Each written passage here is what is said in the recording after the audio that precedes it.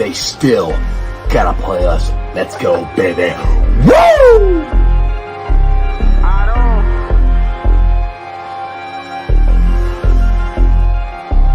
Hey, don't run that ball on the one hover, showed you how that go down. Feeling like Santino, tell him we want all the smoke now. We ain't snooping that commercial, we don't put no smoke down. Plus we back and you can't hide, so it ain't nowhere safe to go now. We always gon' turn up in that jungle every time. How we ain't gon' win when we loaded in with 9? Plus T just came in signed, so the city gon' be fine. Jamar say he open every time and he ain't never lied. Look at how we win at it, the size of the old line. Giving Burrow extra time should be a federal crime. Hey, we right back on that path again. Put the division back to the test, they won't pass again. Orlando and Trent Brown, that's the Tower Twins. Feel like we only getting better as we stacking wins. And we stacking. Jaceki in for 6, that's a gritty again. AFC North battles getting gritty again. It's Yoshi second year, we just brought Burton in. Vaughn back to ring some bells, get the cracking again. Hey guys, what's going on? Welcome to the show. This is Sports Strawberry Ice. I'm your host, Iceman Jeff Turnipole. And as always, I'm bringing you sports from a West Side point of view right here in the great city of Cincinnati, Ohio, home. Some of the best barbecue around. That's right, the Midwest best barbecue and creamery. Make sure you get out there and tell them to go Ice Educate. Donator wings, CCTV wings. They're all delicious. Also, shows brought to you by Meyer Windows and Doors. Check them out at www.myerscincinnati.com for all your window and door needs. And my West Side peeps, you're not coming down to the Moerlein House, but I suggest you do. If you're not going to go over to Hail Mary's, it's your ticket to the game right in the heart of Cheviot. Today, we are live at the Moerlein Lager House. Tomorrow, I'm going to be live at Newport on the Levee with the crew from Fox 19. Neil Myers will be down there with me, along with Harrison, the comedian. Come on down. We start at 4:30. So make sure you guys come on down. And as always, each and every Bengals home game, we're live here at the Mercedes-Benz of Fort Mitchell Club at the Moerlein Lager House. The pregame experience is 3 hours for every game. Now, the Eagles game got flexed from 4 o'clock to 1 o'clock. So make sure you check your calendars. If you got tickets, it's only $75. You can't beat it. Do the greatest words in the English language is open bar. So make sure you guys check that out. What's up to everybody in the chat? Oh, my music's still playing. Thank you, Tony. I'll fix that. Oh, they can hear it. I'm pretty loud. You guys can hear me here. I got too much stuff going on here. Let me get back down here. See, I can't hear. There, I turned it off. See, I don't have my headphones, so I can't hear what's going on the stream. Anyway, I hope you guys heard all of that. But let's get to my partner in crime. He's none other than Joe Schmoe. What's going on, Joe? Hi, how are you? I got to speak up. It's really, really loud. The crowd here. The crowd is immense. I mean, raucous. Dude. That's the best word to spell. Seriously, you guys need to hurry up and get down here. There's so many Exactly. Thank you. Tons of people that are excited to be here. There's so many people here. It's ridiculous. We are working on computer stuff and all kinds of things here. So I'll just turn my screen this way. And hi, Neil. How are you? Good. Good. I'm excited. We have 2 wins from football teams to talk about from this 2 weekend. wins. What is that like? Very unexpected methods. They were both defensive slogs, if you will. But I'm excited to talk about it. I'm very excited about it. I mean, so we got in here. Let's talk Bearcats first. What does this mean when? What does it win? What does this win mean for the Bearcats and their the coach said he would try to get a Big 12 championship. Yeah, first off, most importantly, I think that win on the road in Orlando was a season-changing win. Obviously, they have not been able to really win against UCF since 2021. A lot of uncertainty headed into this one. Obviously, you have Hurricane Milton. That kind of heading into this one, it's like, okay, are we going to play this game or not? Right. Depending on the aftermath of it. I was surprised they played it. And myself, personally, I was supposed to be down there in Orlando covering the game. I had 3 flight cancellations. Didn't even make it. So, unfortunately, covered the game at home. But this was a season-changing win. Obviously, offense struggled in this one. But to see them hold a high-powered offense, and from the stuff we heard, we were hearing all week that there was rumors of KJ Jefferson being benched. And then we find out why he was benched, and they make the change. They start a true freshman there. Obviously, it's kind of like, okay, what actually happened here? But overall, that's a defensive win for Cincinnati, and it was a win that their defensive side of the ball desperately needed to have. You hold a high-powered offense in UCF who averaged nearly 300 yards per game on the ground. You hold them to 197, I think. You hold R.J. Harvey under 100 for the first time all season. Outside the first drive for UCF, they just couldn't get anything going offensively. It was great to see. Outside, I think R.J. Harvey finished 17 for 97 carries or 97 yards, but the first carry went for 35. Yes. So then you hold him for 16 for 60. It's like, okay, what is that? 3 yards a carry roughly? Yeah. So outside of that, I thought they did a great job on R.J. Harvey, but the defensive effort was there Saturday. 3 forced fumbles, 2 recoveries, 2 big turnovers. Thought Dante Corleone played like the Godfather. I thought Dante Corleone played like a first-round draft pick. Yes. On I think he's back. Last 3 weeks, he's looked like the game wrecker. I can't. I guess 2 weeks because they were on a bye week last week. But against Texas Tech, even though they lost and even though they gave up a ton of yards, he was driving 2 offensive linemen into the backfield on every play. And even again, stats doesn't show up on the stats, but he looks absolutely like the part of a top 40 draft pick, and I think that's where he's going to end up. I want the Bengals to draft him. I'm going to keep saying that till it happens. They don't draft Bearcats. I don't understand. I don't care. Their draft picks haven't been that great here lately, especially because they haven't picked Bearcats. They need exactly. I think they need to change it up. Pick some Bearcats. You need to take a look at Dante Corleone there for Cincinnati. Obviously, your defensive line is struggling. This is an All-American before the health scare, All-American in 2022, All-American in 2023. Overall, what you guys have seen the last 3 weeks, everybody knew it was going to take time for him to get back into that game shape. And since he has, I mean, he's been a game changer. He really has. And for them to get that push there on the defensive front, they're now second in the Big 12 in sacks. And this was really a team with you lose the big-time transfer in Michael Coleman. You lose him for the season. You lose their arguably the second biggest guy on the defensive line in Jalen Hunt, who's 6'4", another 315-pound body. Right. You lose him on the defensive front as well.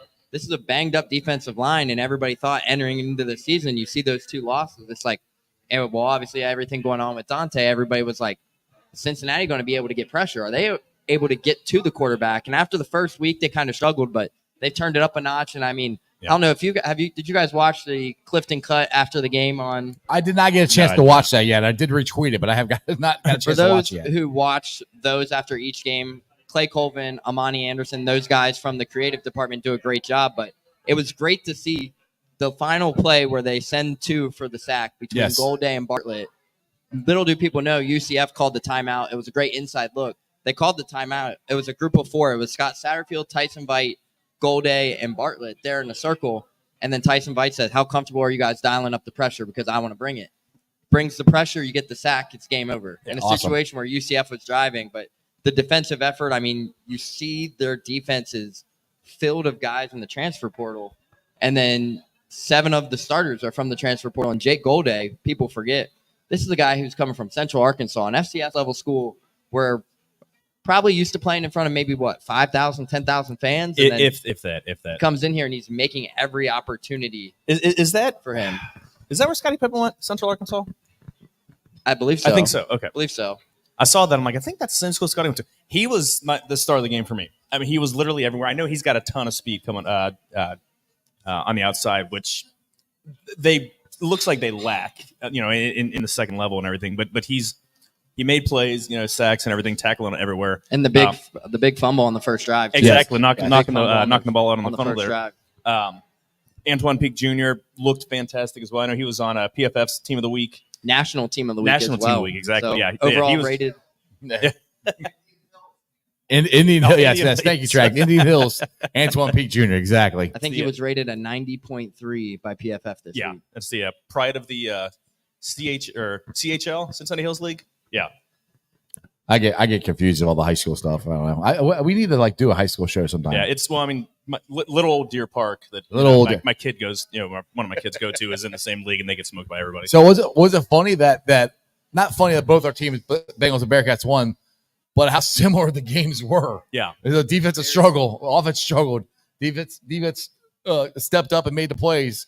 It's just funny how these 2 teams seem to mirror each other this year. Yeah, no, it was a defensive effort this weekend for Cincinnati sports teams. Obviously, for the Cincinnati aspect, I think I think Brendan Sorsby kind of got ahead of himself. Obviously, the first turnover was a costly interception that he was trying to force. Right. And both of the interceptions were to Joe Royer. Trying to figure out where that first throw was going. He floated it when he was blinking it. Yeah, it's that there's no. I don't see any path to that pass getting completed. It's one thing you're like, oh well, he was trying to drop it in here, or I thought he could get it underneath. No, there was coverage. Exactly. Like there's no path for that pass getting completed. Like what? I think it was a frustrating game to watch because he's played so well, and he's allowed a clunker. Like I'm okay, but it's get that one out of the system. We got to recoup. We got a big game against Arizona State here in a couple days. So, yeah, I think the intention on the first interception was I think they were looking to try to get the pass interference call from UCF. Obviously, it was when you floated up there, but in that situation, you were rolling right for what seemed to be 5-10 seconds. At that point, you just got to throw it away. Complete it. But then the second one, I mean, if he leads that ball, that's another touchdown, and missed points were left on the board there for Cincinnati. But overall, I thought Brendan Sorsby had arguably kind of one of his slowest games, but in the first half at least. But you look at the stats from the second half, he finished 12 of 13 in the second half. Yeah. So where is he ranked as far as quarterbacks in the Big 12 are going? I believe he's still top 5 in the Big 12 in terms of passing. So he's still overall performing very well and have a lot higher than what people anticipated. But yeah, he's been a lot better than I thought it was going to be. I thought he was going to be an upgrade from last year, but I mean he's borderline. I mean he's got to put another year together, but borderline he could get a career in the NFL here as a backup. But who knows what happens next year? But I mean I'm pleasantly surprised with how good he's playing.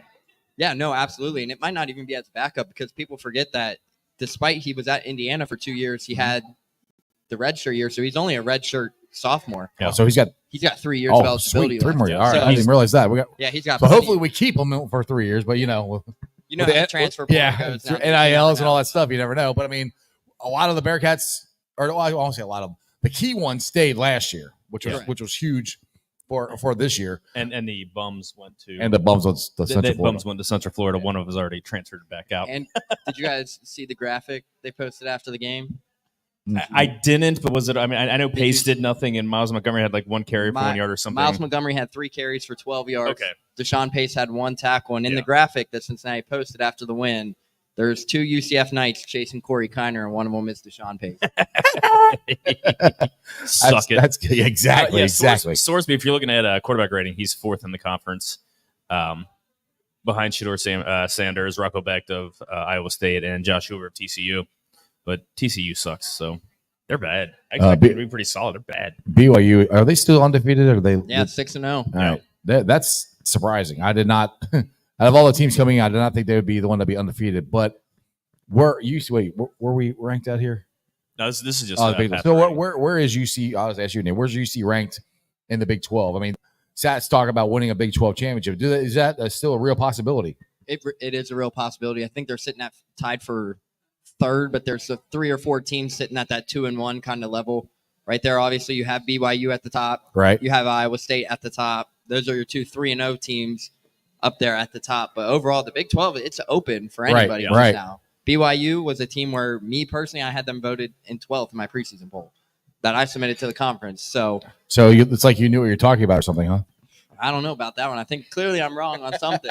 Yeah. But overall, you're allowed to toot your own horn. It's okay. But overall, too, I mean, I was the guy who voted Arizona State for 16th. True. So here we are. It's Kenny Dillingham's 34 years old and has a whole lot of momentum riding right now and what he's doing at Arizona State. So, I mean, overall, the Big 12, there's so much parity in the Big 12. It's like you never know what you're going to come in. I mean, 6 running backs have ran for 175 yards this season, which is more than the Power 4 conferences combined.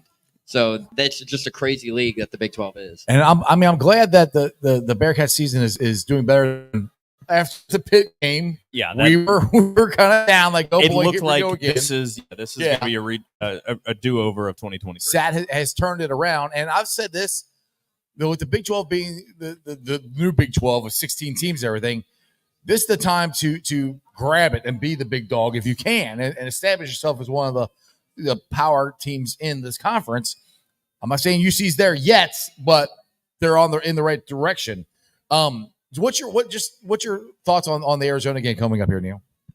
Arizona State, it could be interesting. Arizona State, sorry. So you have Arizona State on Saturday. Obviously, for people who aren't following Arizona State head coach is 34 years old, enters his second season, youngest coach in all of college football, and is doing a great job. Obviously, like I said earlier, I had them voted 12th in my preseason poll. Come back to see them, and they're sitting at 5-1 and on the season. So I mean, overall, Kenny Dillingham's got that train moving out there in Tempe. Right. So they got a great running back in Cam Scattlebow, but just like Cincinnati has seen the last 2 weeks with Taj Brooks, RJ Harvey, it's now you got another guy. Are they comparable to Texas Tech? Because it's similar offense, but they're not going to pass as much. They're going to run the ball more. That's what Sat was talking about. They're going to run it heavy.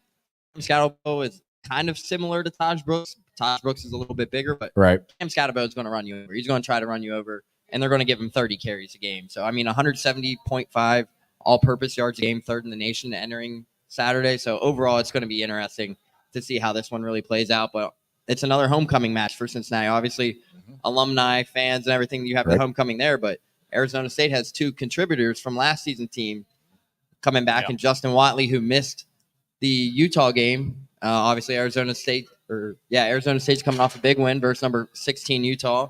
So, but obviously Utah's not that good in my opinion.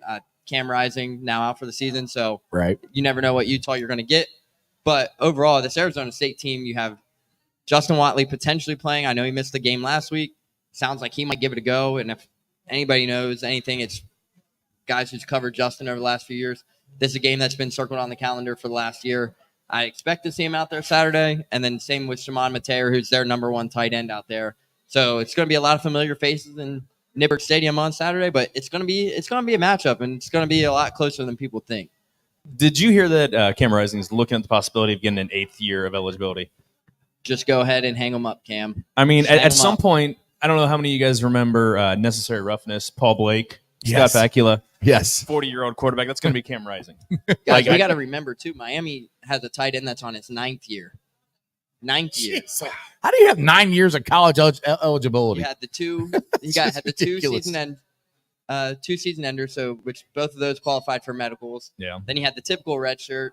Then you had the COVID year. COVID year. So there it was right there. So. Are we ever going to get out of these COVID years? We're close. Everybody We're getting close. Everybody should be out of the COVID year. This is because that was 2020. Right. And we're now 4 full seasons. So just a few guys that are still had injuries. Oh, like 9 years. Jeez, that's a little long time. 8 years for Cam Rising. I mean, people forget about it. I mean, he blew out his knee not once but twice in the last 2 seasons. And for people that don't remember, it's also been at the same stadium both times in the Rose Bowl. So at that point, it's like you tear your ACL once. Take that game off. Yeah. You tear your ACL in your leg.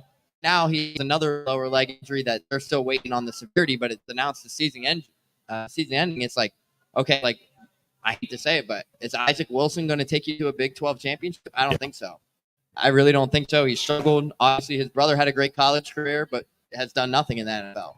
So it's like, are you really going to rely on him to take a Utah team that's projected to finish first in the conference? Right. And essentially, they have to win out. Utah will have to win out if they want any chance of making the Big 12 title game. So I don't think Utah does that. But overall, 8 years for Cam Rising going through his injury history. I mean, at that point, you just got to sit down and really consider, like, the NIL might be nice. But at that point, you just kind of have to do what's best for you and maybe start getting into that business aspect, an insurance agent. Yeah, go get your insurance license, buddy. You just gotta hang them up, in my opinion. All right, just let everybody know we're down here live at the Moerlein Lager House. The crowd is starting to show up. We're getting some Bengals fans here down here. Third down guy, Mark is here. So if you want to come in and see the man, the myth, the legend, he's over there eating. Trags is here. Might be trying to be on here in a little while. He's getting some food, but come on down here. The show goes till 8 o'clock tonight. Happy hour goes till 9. So that's $5 drinks, $2 or $5 drafts and house wines, and $2 off appetizers all the way till 9 o'clock. So come on down here. The rain is clearing up. Sun is coming out. There's going to be sun tomorrow. Oh, all right. I don't know.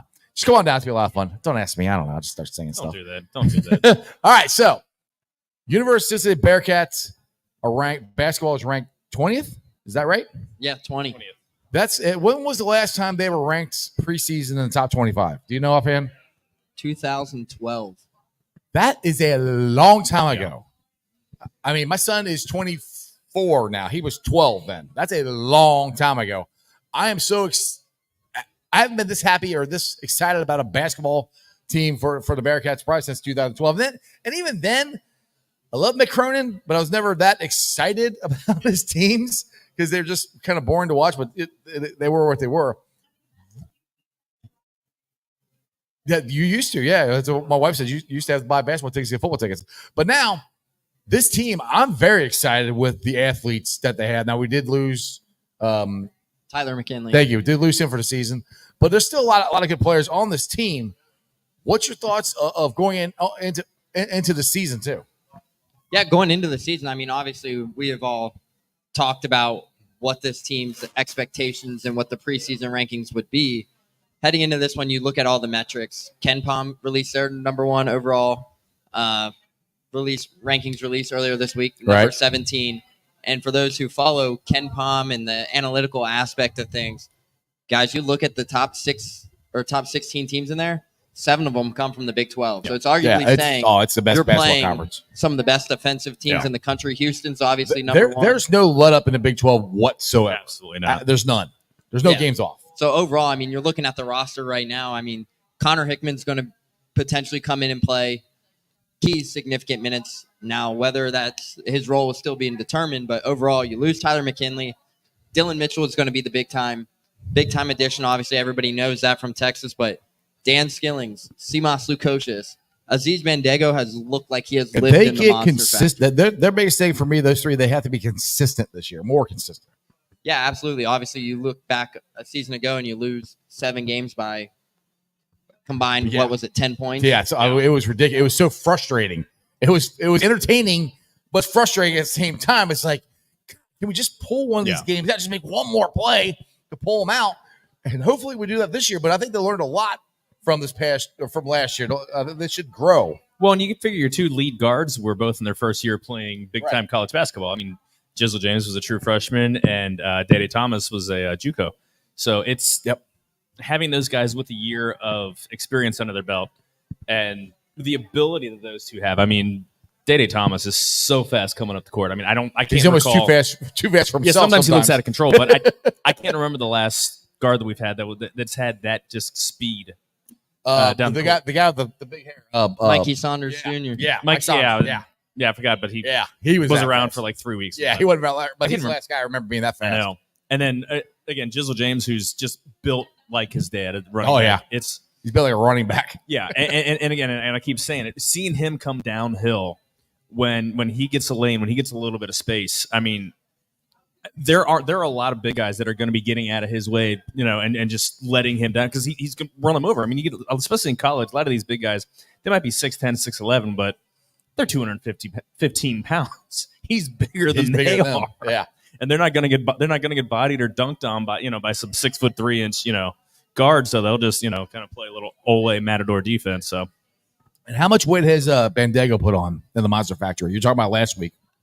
It's definitely close to 15, 20 pounds. It definitely looks like it. We're still waiting on a definitive number, but overall, I mean, he looks huge. Now that you have the off season where you don't have to worry about the legal situation regarding transfer waivers, the court situation or just the everyday aspect of, will he play? Will he won't play? Am I going to be able to play this year? Like I made Yeah. this move away from my family to come home. Am I going to even be able to play? Like the mental aspect, the mental roadblock.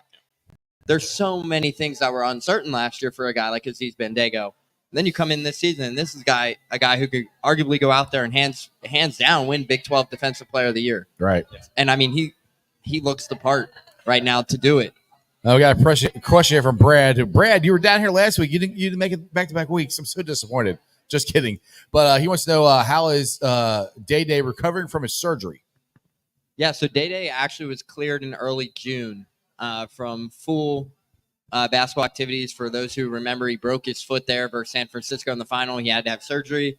Got the surgery done quickly after the season, but he has been cleared, and he has looked fantastic from what we have seen so far through the open media practices and whatnot. But it definitely looks like he's poised for a big senior season now. Obviously, the transition from year 1 to year 2, you saw it go as the season went. He simply progressed throughout the final stretch of the season. Because for those who remember, Dede Thomas and Seamus Lukosius kind of carried Oh, Seamus Cincinnati carried over- him down the Absolutely. stretch. Seamus for sure. over West Virginia there in the And Big he get hit by a 12 car.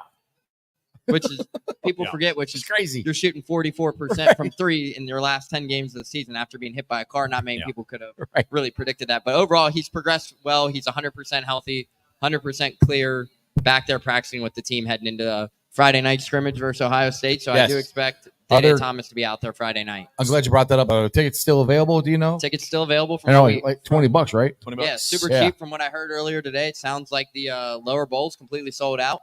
So fans can go online, get your tickets, come out Friday I night. still want to try and go to that. It's still going to be, they haven't given us a full structure of how this game will go yet. Obviously being a charity scrimmage.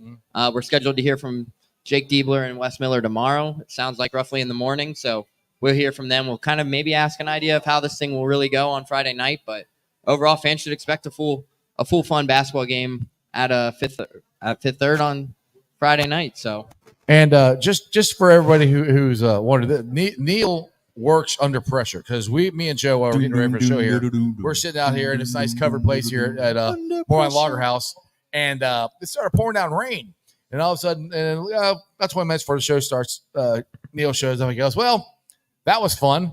I'm dry now." Explain to everybody what the heck happened while you were doing your job. You're taking one for the team. yeah, so obviously just came from open football availability. We're going to have an interview up with Antoine Peak Jr.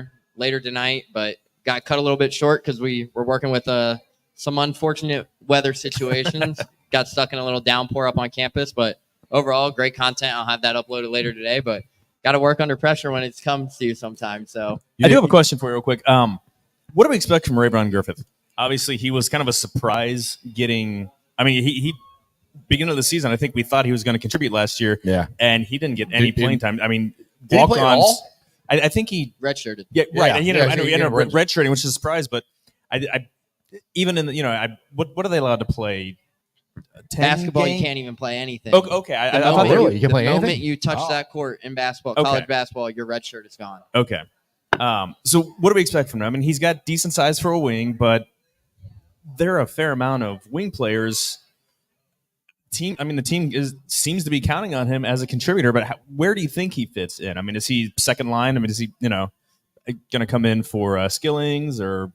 It's going to be interesting. Obviously, Wes Miller noted that he led the team in rebounding, both Offense offensive and and defense, yeah. defensively, in his weekly press conference last week. But I mean, overall, the redshirt year happened last season, and I think that redshirt year was arguably the best thing for him because they were working on a lot of different things. The biggest thing I can say from Rayvon from year one to year two, what that redshirt did, not only did he put on a lot of muscle, and top of it, he's been living in the Monster Factory, but the shot looks completely different from a season ago to where he is now. The shot form, everything looks different. I expect him to play a role this season, but it's going to be interesting to see what kind of role it is because obviously you look at the returners, Seamus Lukosius, Dan Skillings, Josh Reed's returning. It's going to be interesting to see his role. They're still looking to find that guy who can come in and be that John Newman Right. from a season ago. Now, could Rayvon come in and be that John Newman spark? Absolutely. But it's going to be interesting to see that. And then with the addition of Dylan Mitchell, they have so many different options there at the wing position. But with Rayvon's ability to really score the ball, go out and do so many things, his athleticism, his length, he's a gifted athlete. Is his ceiling kind of like a Shaq Thomas type guy in the wing? That's I would say wasn't so. a consistent scorer, but someone's coming out there with the energy, coming playing good defense, and can jump out of the gym. Yeah, he can certainly jump out of the gym, and people forget about that. But I mean, if you watched him last year, despite taking the red shirt year last year, people forget the first time after a big play happened, who was the guy on the end of the bench, the first one standing up? It's Yeah. Rayvon. So we know he brings the energy, but it's going to be interesting to see the role they have. I know they have a lot of big expectations for him, but it's going to be interesting to see what his role is there. They're And- deep. I mean, they're That was deep. that was my question. Yeah, they're 3, 4 very spot. deep. That's- Yeah, is this team as deep as I think it is? This team is, if pending There's gonna be good players that don't get playing time on here, or at least consistent playing time. yeah, it's going to be interesting to see how the playing time gets divided. Obviously, there's so much talent, there's so much depth on this team, but the ceiling for this team is a lot deeper than people think. Like you guys heard Dan Skilling say it last week in his press conference. Like they're not shooting just to make the tournament. They're hoping to make second weekend, third weekend. So they better make the Sweet 16 this year. That's if they don't make that, I will be disappointed. They have all the talent in the world Yes. to make a Sweet 16 run because obviously Aziz Bendega returning, everybody returning. It's like the pieces are there now. Right. The culture's there. It's going to be interesting to see how far they can make it this year. This is the time for Wes Miller's culture, coaching, everything that he's been creating for the last 4 years to culminate in wins and consistent wins. I think this is all the hard work he's put in. This is where the year it's going to happen. At least I hope so. Yeah, and if you guys really paid attention, obviously we mentioned the Ken Palm stats earlier. Cincinnati came in projected to finish 6th in the Big 12 preseason poll, in the coaches poll aspect of things. Really. Well, and how many out of the top 10? How many Big 12 programs were there? 5. Exactly, half of the top And 10. if you look at the Ken Palm ratings, you're like, okay, Cincinnati is projected to finish 6th. You look at the Ken Palm ratings, they're right there. Yeah. And everything matches up with the Ken Palm ratings to where Cincinnati is there in the coaches poll. But overall, the ceiling's there. It's going to be interesting at Fifth Third. And as Joe mentioned, 5 teams in the top 10 in the Big 12. Absurd. I mean, that's 50% of your top teams coming from the Big 12. And arguably, there's a chance where they could see 8 or 9 teams go to the conference tournament. I love this comment right here. Paul says UC is ranked ahead of Kentucky, which is awesome.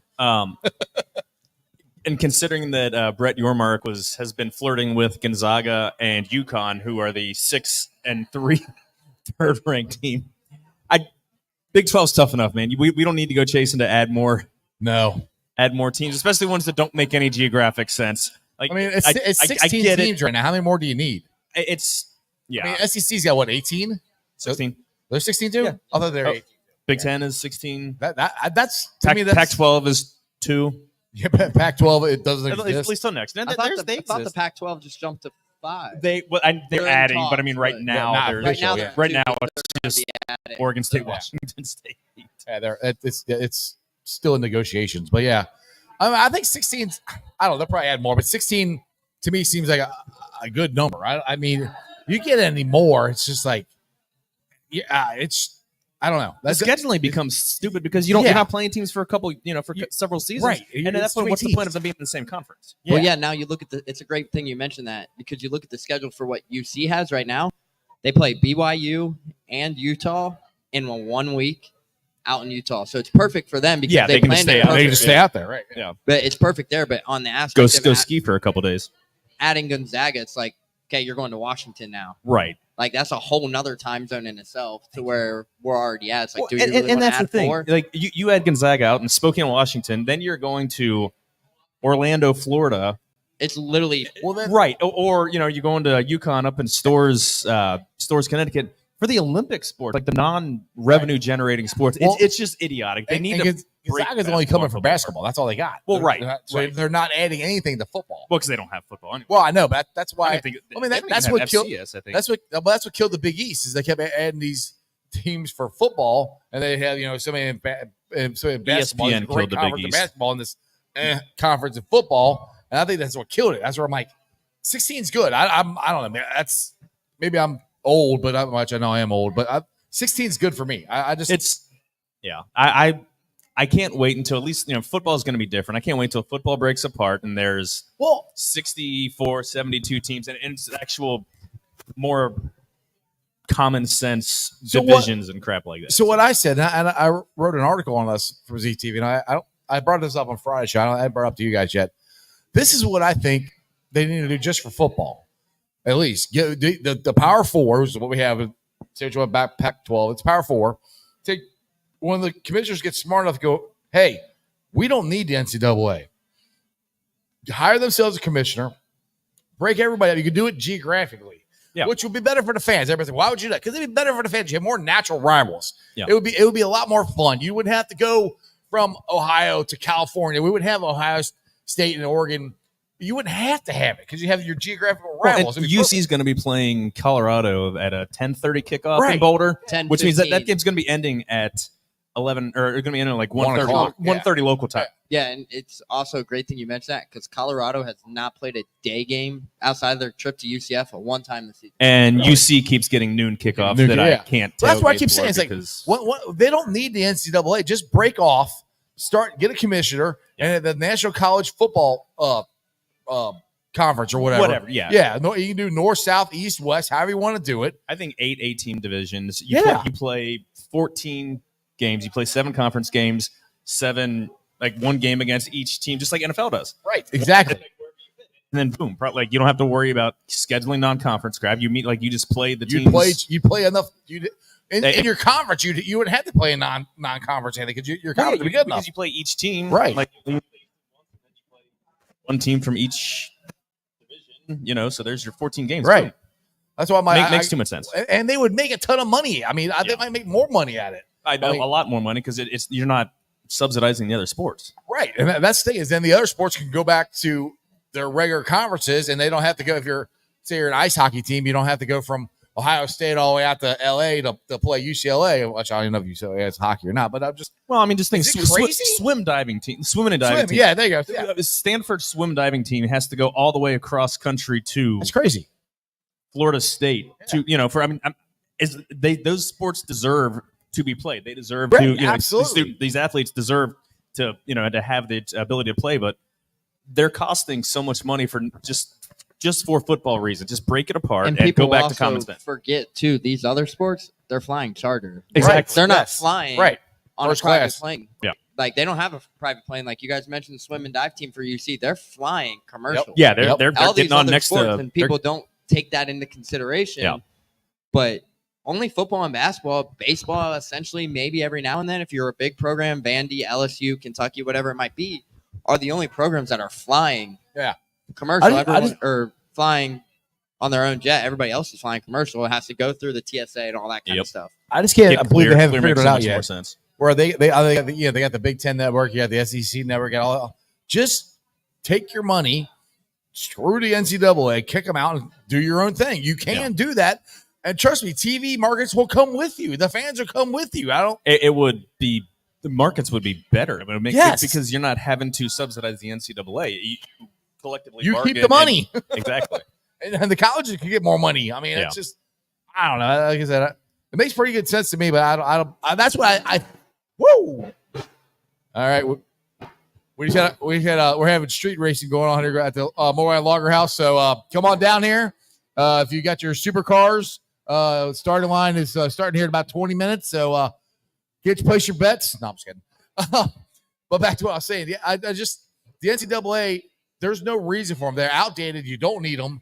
They cause more problems than it's worth. Yeah. I mean, you have the NIL that they don't have any control over it anyway. But the football team just go and do their own thing and have a commissioner. Have a commissioner as the guy, the hammer, just like you do in all the other professional sports because they're getting paid now.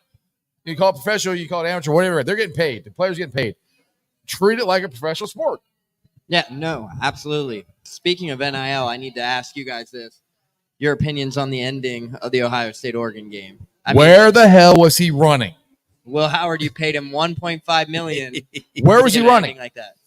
Where? People were complaining like, "Oh, he was down. He was down." Well, first off, why are you running? Just throw the ball. Take the ball and throw it. Right. Or Exactly. you get to 4 or 5 yards and get to the sideline. Yeah. It wasn't a fourth down. He ran straight at the middle. Yeah. Where are you going? I'm not sad to see it. I said that. I'm yelling at the team like, "Where are you going? Like, don't run." I was watching it at home with my son, and I'm like, "What are you doing?" Like, again, I have no love for Ohio State. I like Oregon outside of Dylan Gabriel. I kind of hate that dude. He's another 75-year-old. Dylan Gabriel, another guy who been around since. I swear he should have a doctorate by now. I think he was. I think Dante Culpepper took the job from him at UCF. He's been around so long. People forget that Ahmad Sauce Gardner's pick 6 was 2020. Yeah, he's been 4 years ago. He's been in the league for 3 years. Wow. No, it might. Again, another reason why they should have be professionals. They're in there forever. No, it was 2019. 2019. That was his freshman season. So Ahmad's been in the league for 3. This is now his 3rd season, and Dylan Gabriel's on. This is the 6th college football season. 6th college football season, 3rd different school, and has just now picked up his first victory over college football. But there's still one thing that Dylan Gabriel doesn't have. He has the win over Ohio State, but he is still 0-3 versus Cincinnati. They beat. He won last year at Oklahoma. Okay, so that was at Nippert. 1-4. Yeah, but still, we don't care about facts, Joe. Okay, God. But when he was with UCF, 0-3. Yeah, exactly. But yeah, getting back to what you're talking about the end of the Ohio State game, I didn't get to hear his explanation, but I would love to know what the hell he was thinking, because it's like you had 10 seconds, I think. Yeah, 10 seconds and he goes straight down. But now essentially, like, he ran 5 yards. Not only did that game cost them potentially a Big Ten title, it's going to potentially, arguably, everybody already knows entering the season, Ryan Day's seat, if they lose to Michigan, then it's hot. He's it's gone. already hot from the last few seasons. But if he doesn't beat Michigan now, he might not make. I mean, if you're not making a 12-team playoff and your seat is already hot because you're struggling to beat Michigan. And where is the game this year? Is it at the Big House? It's or at is the it Big House. Even better. But I hope he loses. Even better on that game, Evan Stewart cooked. Denzel Burke was a projected first-round draft pick, and Evan Stewart just smoked him. In the first half, had 140 and 2 tugs. After that, it's like, that's a projected first-round draft pick that's probably now looking, if it was me, basically judging a game off that film, it's like, dude, this is a 3rd, 4th round grade on this cornerback. So it's like Ohio State got cooked. I think Will Howard. And the winner is. I think Will Howard, obviously, you're going to sit back and you're going to evaluate it. That is not gunfire. That is backfires. But overall, on the ending of the Ohio State game, I mean, people forget, like, it might have been a 1-point game, but Oregon missed 2 field goals. Yeah. Left points on the board. And the other thing, the coach in waiting might be the offensive coordinator for Ohio State. I mean, that to me, that was a red flag as soon as they brought him in. Ohio State fans like, oh, this is great. We got a good offensive coordinator. I'm like, yeah, they might bring him in for another reason. I don't think so. I think I can tell you it's for a different reason why they brought him in. Chip Kelly has been in Ryan Day's life since he was basically he was Ryan Day's position coach, I think, wasn't he? Yeah. And they're both on the staff at San Francisco, they've been around forever. That was Ryan Day asking for a huge budget to get assistants trying to save his ass. Right, but money talks. Or you're looking at a potential former alumni in Mike Vrabel, who's been sitting there. True. Or they can take UC's head coach. Maybe Satterfield will have a good season, and Ohio State will be enticed to take him and run him up 71. How much alcohol is in that drink you just drank? There's no chance in hell that's happening. I mean, make it happen. It would have happened if Fickle was still here, but not, I don't think they'll take Sat. Yeah, I think we're stuck with it. Which I mean, like I've said before, I'm willing to give Satterfield a chance. I would rather the guy we have work out than starting all over again, because it takes 3 years at least to get your program together, and that's why I'm glad where Wes Miller is, because the Bobby Brandon years we had to recover from. Now Wes is in his 4th year, if I'm right. 4th year, yeah. So this is the year like he should. Looks like he's got all his ducks in a row, all the players he wants. Everybody. He was close to making the tournament last year. If they could have even just split, would have won 2 more games. He probably won. And it's great you guys mentioned Scott Satterfield too, because he alluded to it in his press conference this afternoon. That was like, last year we ran the ball because we didn't feel comfortable throwing the ball. They put up 220 yards of offense, was the top 5 rushing attack in the nation. Yeah. This year you get your quarterback in Brendan Sorsby, who can open this playbook up. They can really pass the ball. They can run the ball as well. And I mean, look at the results. Right. Yeah. I mean, you're second in the Big 12 in total offense, 475 yards a game. I mean, anytime you're putting up that kind of number, you're only behind UCF. And I mean, that was when UCF their offense has been very, very impressive. I've been shocked of how impressive their offense has been. They're efficient. That's the thing. Yes. I mean, Sorsby only has 3 picks on the year. 3 picks. And 2 of them were just dumb picks. Just dumb throws. Crappy, So not as dumb as running down the middle of the field with 10 seconds left and sliding, but dumb. Yeah, I do have how did Emory Jones make a practice squad? I know he was undrafted free agent. Whose practice squad Baltimore. did he make? Baltimore. Really? Yeah. The caliber of the quarterbacks they like. Obviously, he's the prototypical quarterback of Lamar Jackson. Traits, but you want someone that can actually do it. But he fits, obviously, it fit perfectly for them because they knew Scoop Huntley was leaving this offseason, so they bring in Emory. It is a free agent deal. Obviously, it's nothing like it was a $1 million deal or whatnot. It's a practice squad deal, but people forget Emory Jones was a top 50 recruit. Obviously, things didn't a long time ago. Yeah, like 6 years Several schools ago. But people forget about he has the traits and stuff. Obviously, it just hasn't played out into his favor. But he was an electric runner. I mean, he was runnable. He just couldn't pass. That's what got him the deal was his legs, because his ability to get out and run. I mean, he had an arm, but he had no touch. Well, he's a 4.5 guy, like a 4 or 5 runners. So that's what happened. He had absolute wheels. That's almost like Jack by Joey speed. I mean, that dude was flying 19.86 miles an hour. 19 miles an hour. I know that. 19.6. Is that what you said? 86, something like that. 86, yeah. Speaking of that, did you guys see the tweet that resurfaced from 2021? I believe The Chase said that Joe Jamar swears he could hit 20. Joe swears he can hit 20. He damn near did. And it's like, as soon as Joe took off, I opened Twitter or X, whatever you might call it, and it's like, Joe.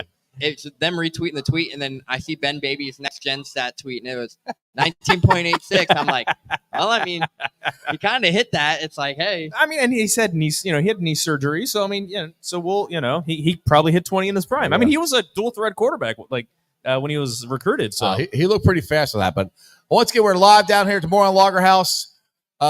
Show start at 6 o'clock, goes to 8. We got the happy hour. Start at 3 o'clock, goes to 9. Let's bring in our next guest. He's none other than Mike Petraglia. So please give him for Trags. Trags. Who day? Who day, baby? Who day? Got enough room there? Scoot in, everybody. Everybody get in here. Now that I've thrown my journalistic integrity straight out the window. Hey, we are nothing but pure journalism here on the Strawberry Ice Show. Jeff is not in the league. He sees things objectively and doesn't see them with orange and black tinted sunglasses. I do not wear orange. You do not yell at me because I look at things wrong. Realistically. Wrong. Yes, you said it right. You look at it wrong. Yes, I know. All right, Trag. So you were there Sunday night. I was. How fast did Joe run? How fast did he look to you? 19.8 miles per hour. Woo! So fastest he's been tracked in an NFL game, because he's never run straight line that fast. Right. He's never run straight line that fast. But as he was quick to remind us after the game, and other teammates and his head coach were quick to remind us after the game, he is an underrated athlete. Yes. He's sneaky athletic was the term he used with Jeff Hobson with Bengals.com. And he I'm wasn't sneaky so skinny. And you're bald. You know, that the thing that impressed me, Joe, the most about that run was, and Dan Orlovsky pointed this out on ESPN, how quick he read the play. Yes. How quick Yes. he read the safety pinching up, the free safety coming up over the top. From the left hash, defensive left hash, all the way to really the middle of the field. As soon as he saw that, he's like, there's nobody there. And the weak side linebacker crashed into the line of scrimmage. He was off to the races. Yeah. Not every quarterback can do that and read that fast. To me, it looked like, and maybe it was something from film study that he knew, because he checked. I mean, he checked to that play. He at the line, he made a check, and he saw. I mean, obviously, you had 3 trips out to the left. Correct. And maybe something that he saw that that's what the linebacker is going to do, and immediately checked it. I'm going to if when I snap the ball, defense does what I expect, I'm taking off. This was 3rd and 18. This wasn't a first down play or there second were 2 and short. pass plays called. Yeah, The run was something he did. Yeah. On his own. It was obviously something that was very instinctive. Right. And that's what he got credit for from Zach Taylor after the game, is we pay a lot of attention to the skills that Joe has, his ability to read defenses. Yeah. But his instinct is right up there with the very best in the game. And I saw the Dan Orlovsky video that he put out. He 3-step drop, planted his foot, and then took off. Gone. And absolutely no indecisiveness, and almost got tripped up. They almost called him. Ojulari, who had an absolute fantastic game, dove at his feet when he got by and almost got a piece of him and would have tripped him up, but he got past that. And there was nobody. I mean, you had the safety had zero awareness. He was 15 yards downfield till the safety even turned his head to realize, oh shit, he's Hey, he's not that guy. He's not in the pocket anymore, and he's now running past me. So, well, they have got to come up with a way to handle and mitigate, not stop, but just account for better Myles Garrett this week. Stunts.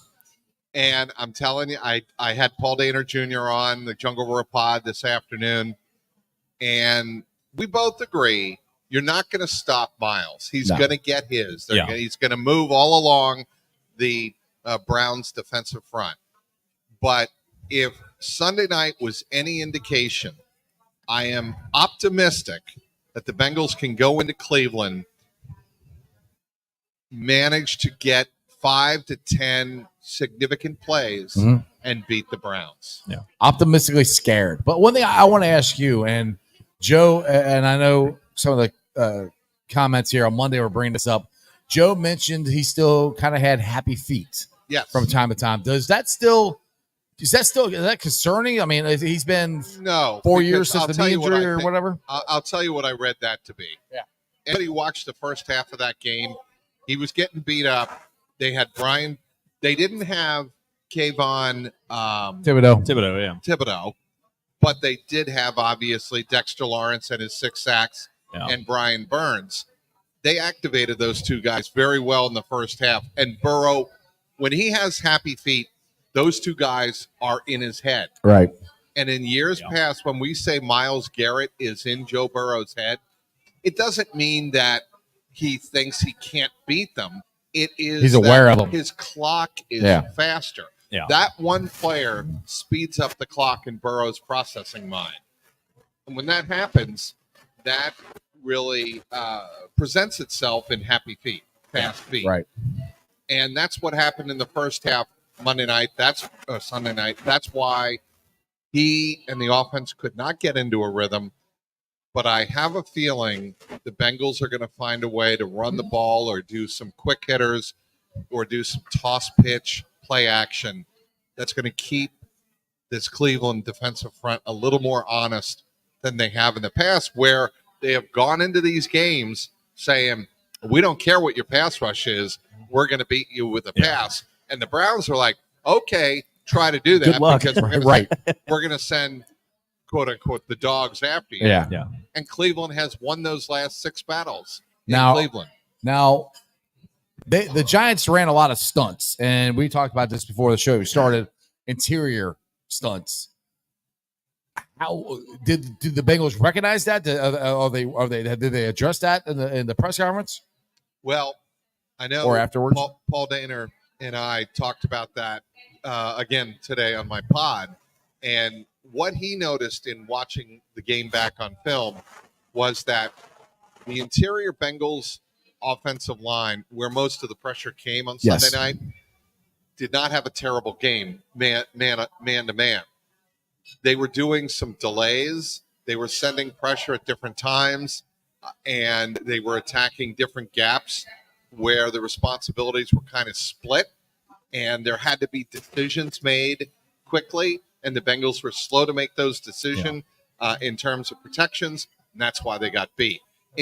What you didn't see, if you go back and watch the film, is you didn't see Ted Karras getting bull rushed or Cordell Volson getting bull rushed. That's not what happened. They hit communication more, wasn't it? Yeah, I think it was certainly communication. Yeah. That was the problem. And give the Giants credit. They did a terrific job in the first half, but give the Bengals some credit in the second half. They managed that a little bit better. Again, not great. They never looked like they were. It was an ugly win. It was an ugly win. I mean, the one play that sticks out to me that kind of defined what the Bengals had to rely on Sunday night, I believe it was third down. Burrow steps up in the pocket, finds Jamar heading down, and runs a flare. Yeah, fourth quarter. Thanks, Neil. And he sees Jamar just break enough free. And you know what that play, that completion, I think it was like 23 yards downfield. Yeah. Remember in 2021 where he said, "Screw it, I know Jamar's down there somewhere." Yeah. That was that it wasn't play. screw it, but yeah. Too, Mike. People forget how hard of a throw that was. Yes. And he dropped it in a bucket over the shoulder. Like that was a throw not many quarterbacks essentially in the across NFL his body. Yeah. Not many quarterbacks in the NFL make that throw. Yeah. The one that I thought was the most impressive was the one that sealed the game. Was the one to Yoshimash. Yes, I would agree. That was, and if I correct me if I'm wrong, I think they had a stunt and Chase Brown actually chipped it to pick it up. So they did make a change to try to compensate for what was going on, and it worked.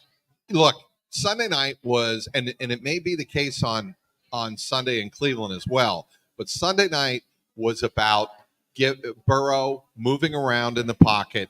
Sometimes the quarterback can be your sixth offensive lineman. Yeah. And that was always the case with Brady in New England. Right. He would move around and shuffle around just enough in the pocket to give himself You didn't happen to cover him, did you?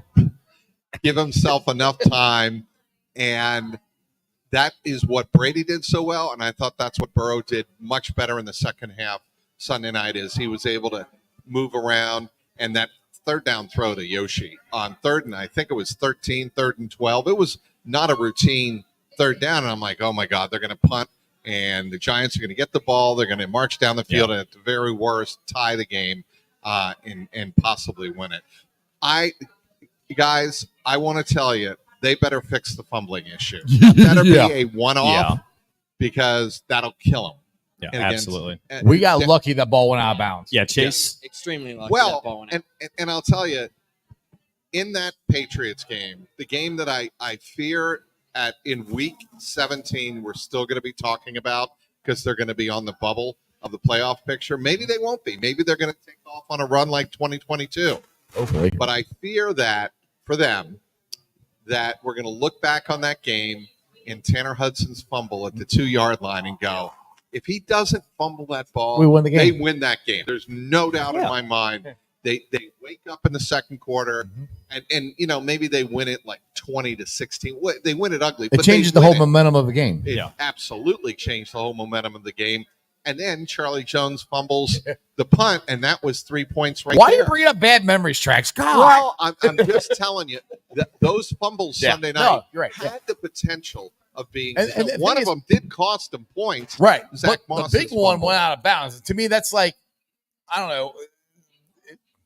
Our luck changed. I mean, I don't really believe in luck, but sometimes the ball's got to bounce your way, and thank God that one did for once this year. Well, and they've had some bad breaks, namely against the Chiefs. And DJ Turner, the play at the end, or not DJ Turner. Thinking of the Drago DJ Turner. Against Baltimore. No, this past week. Against the Giants. And DJ Turner had the last. I mean, he had the PBU he broke at the up end. the pass on Yes. fourth down. Okay. That was a great play. I To me, right there, that wasn't luck or not. that was just a good play. That was a But terrific they made play. the play. That's why I guess that's where I was going with it. They made the play when they had to, which they weren't doing. And, if we're going to go back to games, we talked about the Patriots. The Ravens game was a game they absolutely should have won. positively should have put away, and they didn't. They didn't find a We way. didn't do that on like every damn game they've lost this year. They should have won. I would say the only one I wouldn't do that with was the Commanders, because I thought the Commanders outplayed them, outcoached them, out everything them. And yes, they had their chances to get back in the game, but with Kansas City and with Baltimore, they had leads. Let it get away. With the Patriots, they were not. I mean, the prepared. Baltimore game. They weren't ready to play. That's the thing about the Patriot game. Yeah, they weren't. that The Baltimore bothers me game, the though, I'll most. put if Joe and I love Joe Burrow. If Joe Burrow doesn't throw that interception to Jamar Chase, we're up 3 scores. The touchdown or field goal, we're scoring there. You have three scores. You're winning that game. Yeah, you're winning that game. Go ahead, Joe. Sorry. I'm just going to say, I mean, it's most games they look like a team who is 2-4. They make just enough dumb mistakes, whether it's turnovers, whether it's blown coverages, whether it's communication on the offensive line. But they're a play away from winning, from being undefeated. And that's the crazy thing. Like, is it more a product of their talent carrying them over dumb play, or is it just the league is kind of mediocre? What? How? That's a hard read, I'm trying to like reconcile that. I think the Bengals are good enough to be a playoff team.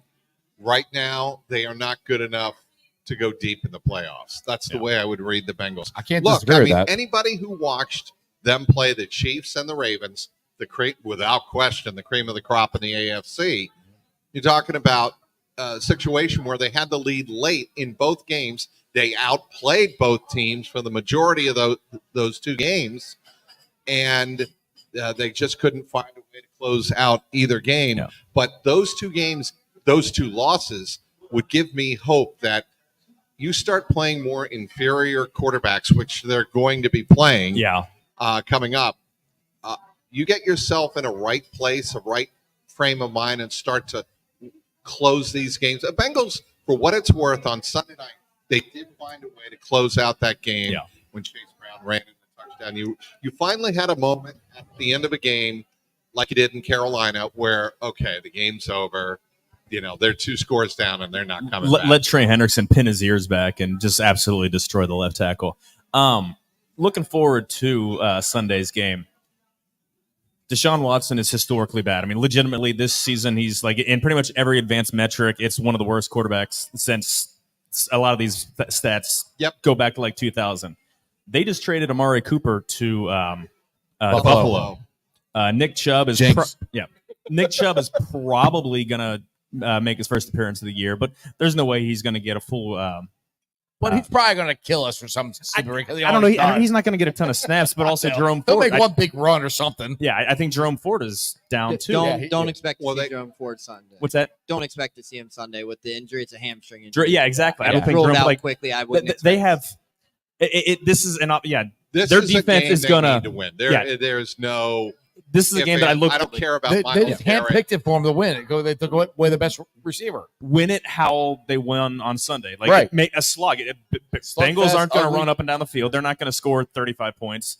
But they don't turn the ball over. They win the game. There's no way that offense, especially because the defense looks functional now that they have a full. And I like how they deployed the defensive line. Nobody played. I think the highest percentage of snaps was like 51% or something. Is that right in the line? Yeah. So they were just bringing guys in and out, and I love that. So long as they're not put in too many long, slow-moving drives, 15-play drives where they're getting worn down, there is no realm of possibility where this Browns team puts up more than 20 points, and the Bengals should, even with the tough defense. Let me ask you guys. They've scored 18 this year. If you're Lou Ant, are you going into this game thinking, okay, Deshaun Watson's not going to beat us. Let's not gamble on defense. Let's not pressure. Or are you, look, Deshaun Watson cannot read the field. And if we put any pressure on him whatsoever, he's going to make dumb throw after dumb throw, bad decision after bad decision. Which do you do? I'm bringing pressure.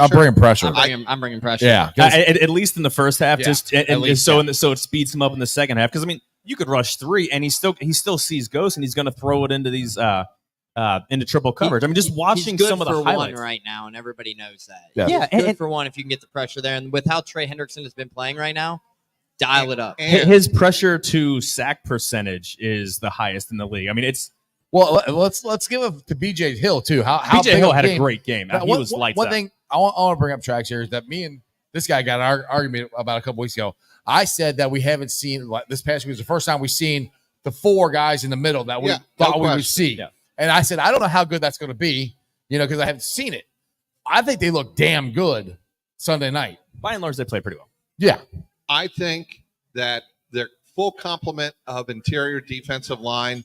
They are a good defense. Yes. Not great. No, I'm not saying great. No. Good. They look good. Good enough to be a playoff team and good enough to make a run to win the division. Which is what, to me, the Bengals' primary goal should be. This is a 2021 rewrite. Yes.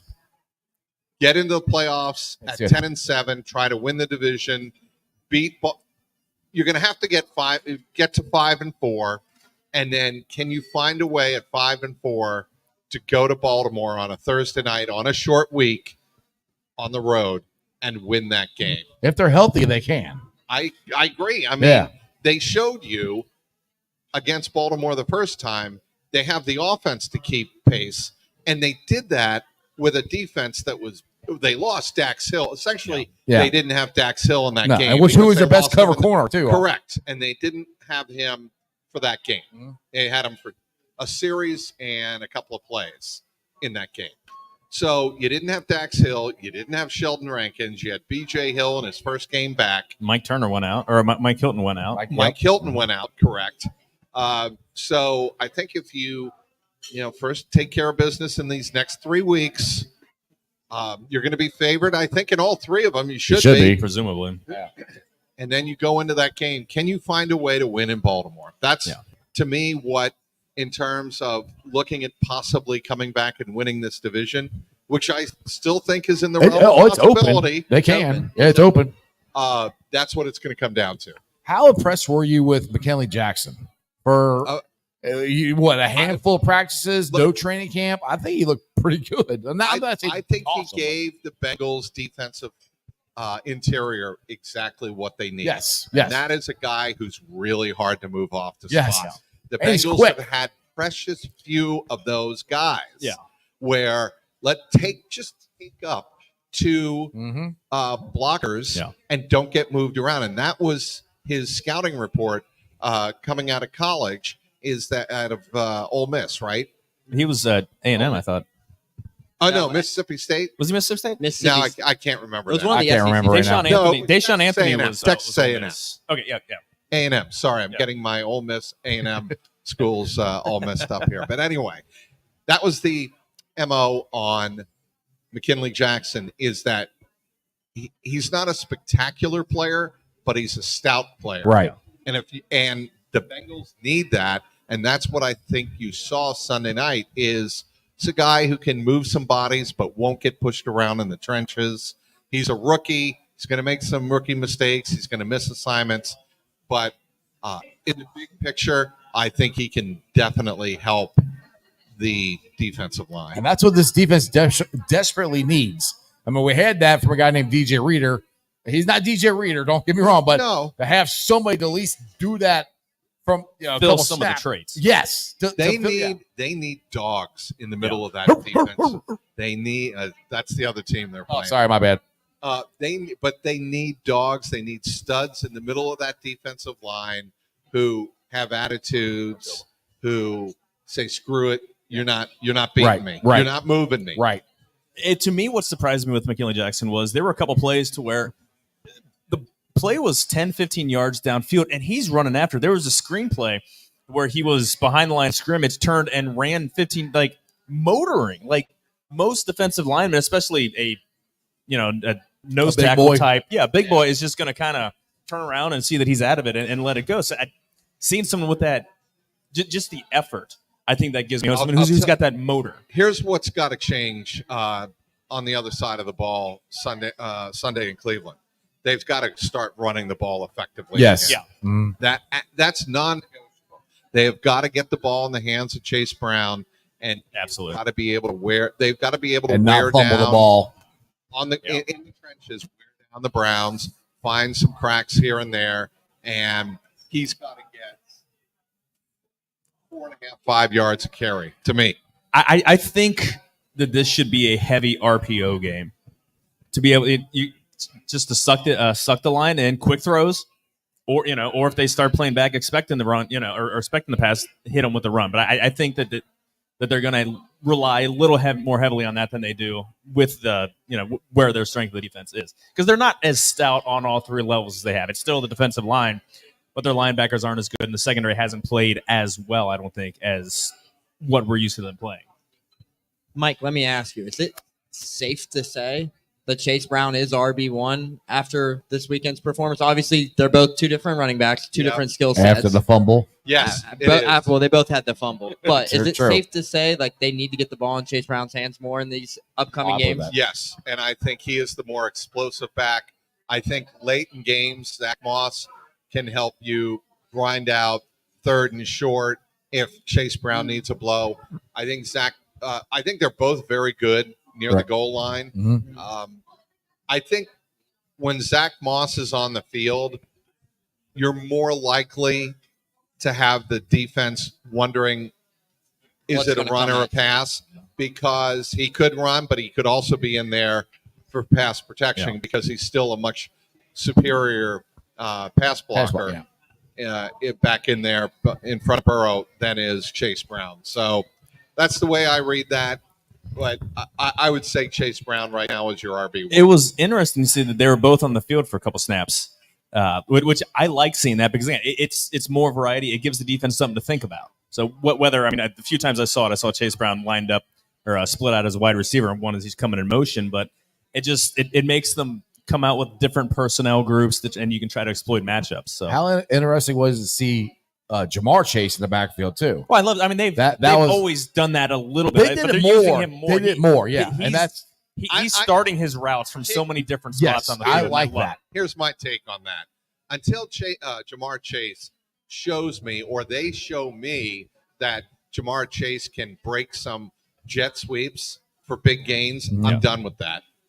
Throw that play away, because for whatever reason, the Bengals are not able to block when Jamar Chase runs the ball. Yeah, that's what's surprising for someone who runs the ball as well as he does with the ball. And maybe that's a question I need to ask Dan Picture or Zach is, why is it when you get Jamar Chase in the backfield or even out wide and bring him across the formation, why is it so hard to get him sprung? Because he just keeps going wider and wider and wider because they can't get anybody blocked. Right. The irony is, I know why they want to stick with it, because they see Burrow throw him the ball on the sideline. He makes a guy miss, and he's off to the races. Well, why can't you do that in the run game? They haven't been able to, find the magic formula there. It's 15 carries for 23 yards career, and 7 of those were in his rookie year. 7 for 21. I mean, he's got a long and again, these are probably most all jet sweeps or something like that. His longest rush is 10 yards in 3 seasons. He has yet to get a handoff this year, but yeah, it's one of those what are and those have been with really subpar offensive lines, and this year's probably the best that he's had. But I mean, it's weird because you see guys that don't have the ability and aren't as fast or just whatever, they're able to make a play. I mean, it's bizarre to me. You know what?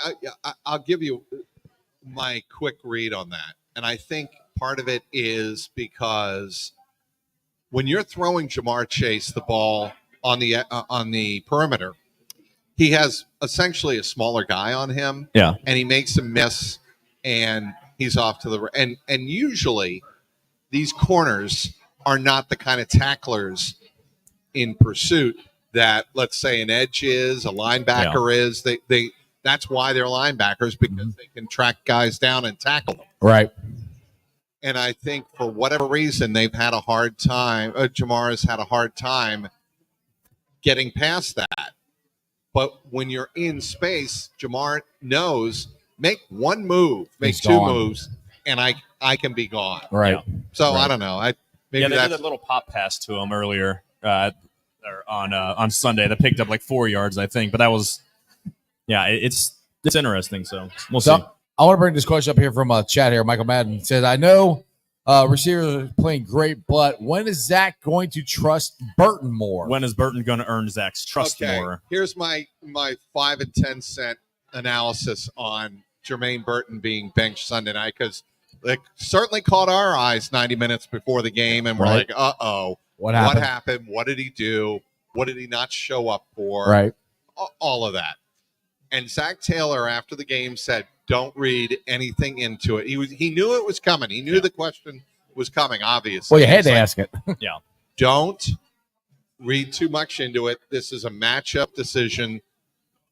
It was a situation where, he didn't fit what we were doing tonight.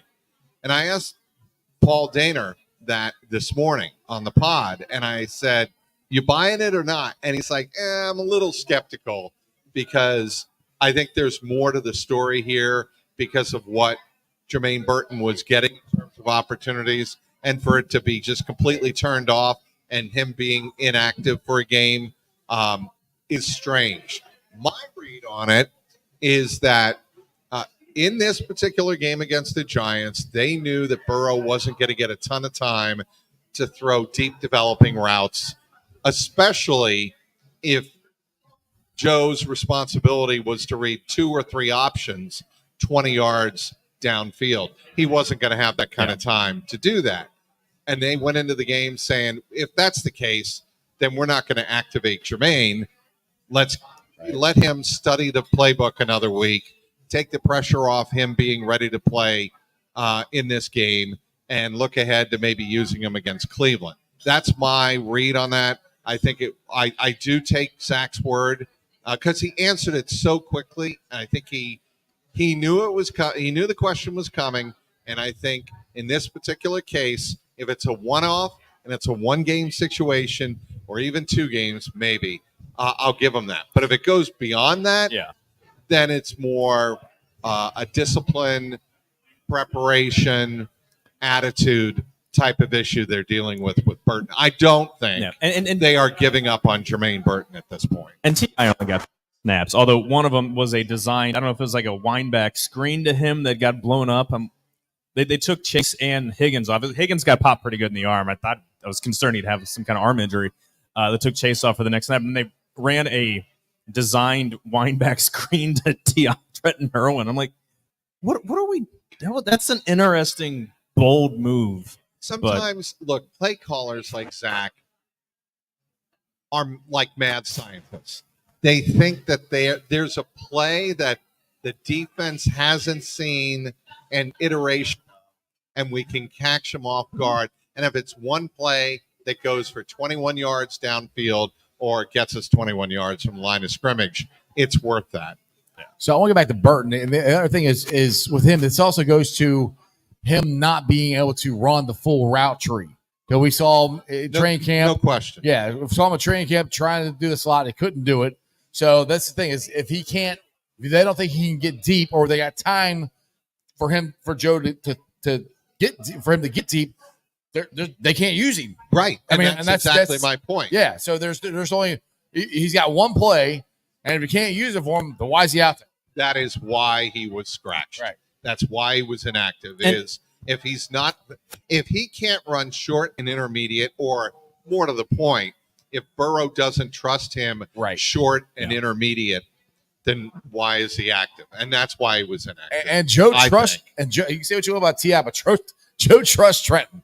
He'll trust him. Yes. He'll throw him the ball and double teams, whatever. He trusts T.I. And Trenton has run a ton of hot routes over the course of the last 3 years. And Bengals are using a lot more 12 personnel or more. Which I love. Yeah, a lot more tight ends. So they're not splitting out. Like Yoshi's the third, is wide receiver 3. I mean, it's clear cut. Yes. How many routes? How many times are they going 4 wide? How many routes is he actually going to be running during the game outside of sub packages to give someone a breather? So it's not as if he'd even be getting a lot of reps anyway.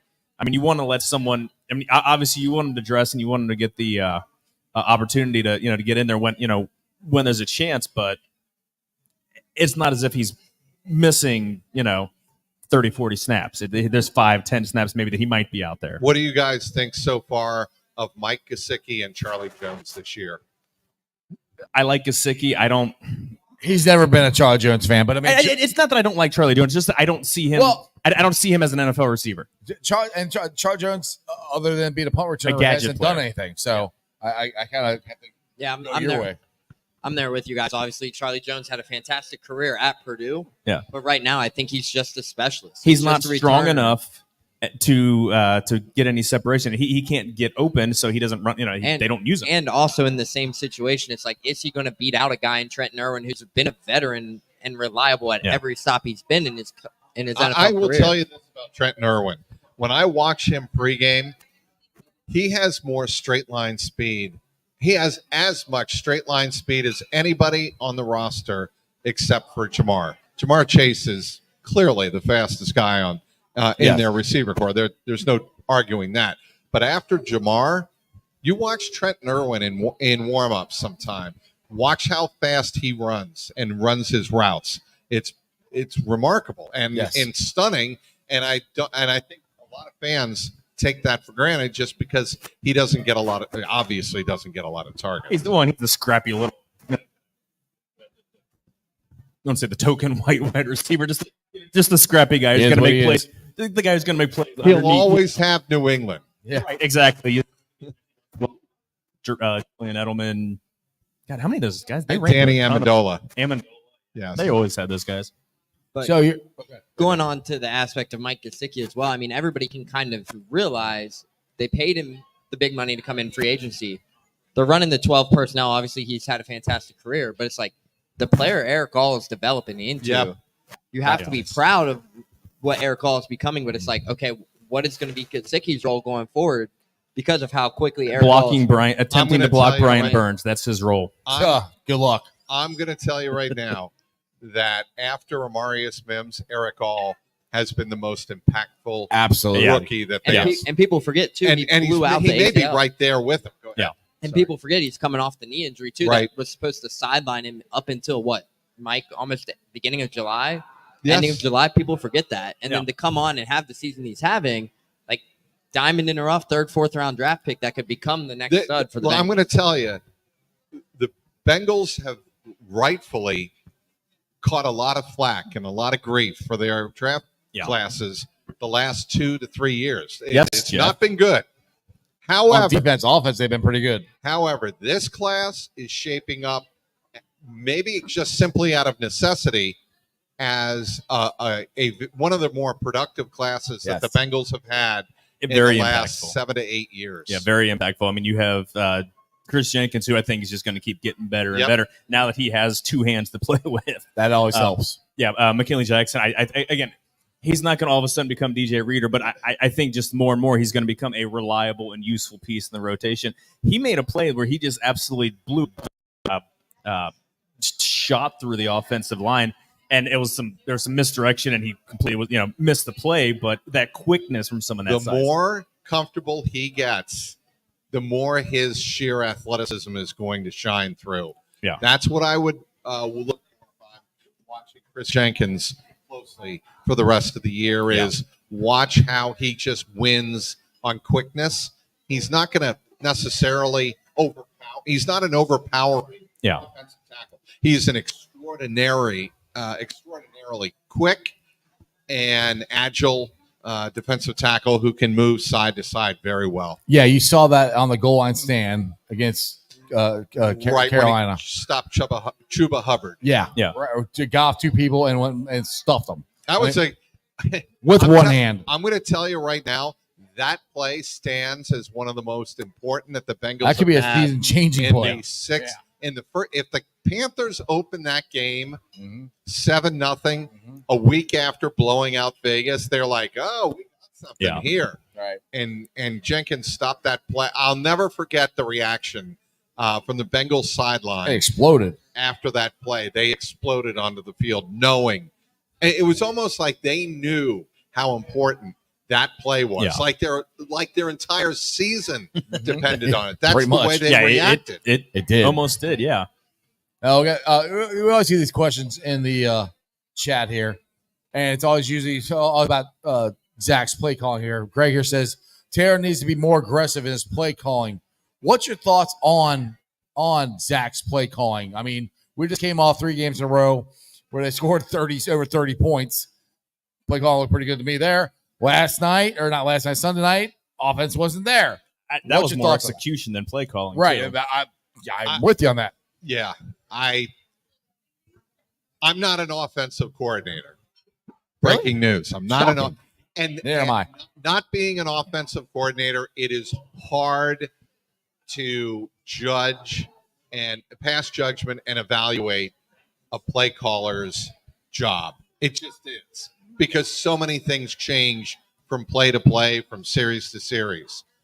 I thought Zach had a good game plan Sunday night, knowing that the defensive line he was going up against, he did not want to risk a lot of negative plays. Still, they had their fair share of 3rd and 12. They got behind the chains. They had 3rd and 10. Yeah. They had 3rd and 13. 3rd and 18 on the touchdown run from Burrow. Right, 3rd and 18, exactly. And they wanted to stay out of those situations. Their quarterback bailed them out. And usually Zach will, when all hope is lost, you turn to Joe Burrow and say, get me out of this. Find a way to make a play here. That's why Zach is very fond of saying, that's a $55 million play. Yeah, exactly. Well, that's why you're getting paid, the $55 million. Joe, bail us out, go make a play against a difficult defense. But for the most part, I thought Zach had a pretty good game plan going in Sunday night. On the previous week against Baltimore, that is where, not to pile on here, he lost the game. Yeah. By not putting Throw the game. The ball. Well, if we go back to the play where you had 9 in the box, another safety outside on the on the Is that opposite the first? You side. talking the first down play? You had Jamar one-on-one with a rookie. Nobody corner. behind him. Nobody behind him. That's a touchdown. Yep. I mean, there's no way. You watch that play develop. Way. After the snap, he turns his back to a hand. He turns his back for the handoff, and Chase. I don't know if Chase. It looked like Chase was running a route. Just I don't know if it was, if that was the plan or whatever. But he was past them. So if you just run a play action, they he know that. Walks in. And a situation, guys, where after the game, every person in the Bengal coaching staff knew, we had that game won. If Joe had thrown, Joe knew, if I had thrown it to Jamar there, Was that game's over. Game is over. Is that something Joe can check out to? Yes, he checked out of it. And, Zach after the game said, I have no problem with Joe made a really good call to check out of that. He didn't like the look. Didn't like the look. You literally had to throw a swing pass. It looked like he checked out of the So, second down play. So I it mean, almost looks like he mixed up the plays when he was talking about him. Look, they know that all 22s are out there. Yeah. Fans can go to a replay. Yeah. They can watch this replay. Well, it's always easier watching it after you see what happens. Yeah. Understood. And what Zach was trying to do is Zach saw Joe watch the play develop. He checked to a run. That's the safe play. Yeah. We're not going to get cute here. I don't care if you don't want to get cute or not. You have your two best players on the field in a position to end the game right there. Let them end it. Right. And look, Evan McPherson is one of the three best kickers in football by my estimation. Most likely. He's right there anyway, top four at least, at the worst. But when you have the ability for your best player to throw it to your second best player and end the game, you end the game. Bengals are still left without ever scoring a touchdown in overtime, which is the craziest stat to me. Say that again? In almost 60 years, the Bengals have never scored a touchdown in overtime. That's hard to. Is that right? Yeah. I don't know what their record is in overtime. They've won plenty of overtime games, but never won a game on a touchdown. Never scored a touchdown in overtime in that's crazy. 57 seasons. I didn't know that. Yeah. You would have won. That was a Jay Morrison stat from a couple years ago. Jay's got stats. And they've yet to score a touchdown since then. They play for field goals. I think my issue with Zach's play calling, the first 57 minutes of a game, fine. Like the offense chugs along. Yeah, sometimes like he'd get a little conservative, or obviously I'm sitting there and I'm wanting him to be aggressive all the time, and I know that's not going to happen. It's when the game is tight, or when it's now we have all of the analytics, the decision bots. Anytime it's punt, you lose winning percentage by punting or kicking a field goal instead of going for it. He's kicking it instead of going for it. When you have the best pocket passer in the NFL, like Patrick Mahomes is a better overall quarterback. He's not a better someone who's diagnosing the play. I would agree with that. And why, when you have that guy, and that's what's just infuriating. It's you're putting the game on the feet of your kicker or punter instead of in the hands of your $55 million what we really don't quarterback. know, Joe, is whether or not Zach was standing up or sticking up for Joe, and that Joe realized I should have gone to Jamar. And Zach was like, I'll take the bullet on this one. Yeah. And that very well may have been the case. Yeah. Zach was like, you had Jamar. Well, and that's the here. thing. Like Burrow, like you think like, he's smart enough to see this. Like he could have checked out. Like he can check in and out of stuff. And I think it's in small space. They almost oversmart them. Like outthink themselves. Go ahead. Okay. What I would tell you is, and it all comes back to Tom Brady, right? Super Bowl 36. It always does. What did Belichick decide to do with Brady at the end of Super Bowl 36? Remember the famous John Madden? You got to sit on the ball, take a knee, and go to overtime. Yeah. And Belichick was no. We're going to go out and win the game here. Yeah. Mm-hmm. And to me, I'll never forget the lesson in football from that moment. You go win the game. And if it's Joe Burrow, go win the game. Exactly. I was okay with Burrow throwing that interception on that quick slant because your best player is throwing it to your second best player when you're trying to get that to make it a 3-possession game. I'm okay with that. I'd rather you throw an interception there than and actually try. What was the Chiefs game 2 years ago when they were just trying to run the clock down and hold the ball? It was 3rd and 12 or something crazy, and instead of running the ball, they threw it downfield to T. Higgins. Takes a huge hit, perfect throw in the middle of the defense, first down, and then you can sit it out. Even last year against the Bills. No, that was a run. Never mind. That's Joe Mixon on a run that he actually broke a tackle to continue the game. But yeah, like your playmaker is your quarterback and your receivers. Let them make plays, and if they stop you, they stop you. Like if the clock stops and you give them another possession, well, you're playing to win instead of playing not to lose, and that's the crap. We had 16 years with Marvin Lewis. There's a drone show going on over there. That is cool as hell. There is. Maybe they're practicing. There was a UFO looking thing. Yeah, it's right above the bridge. Yeah.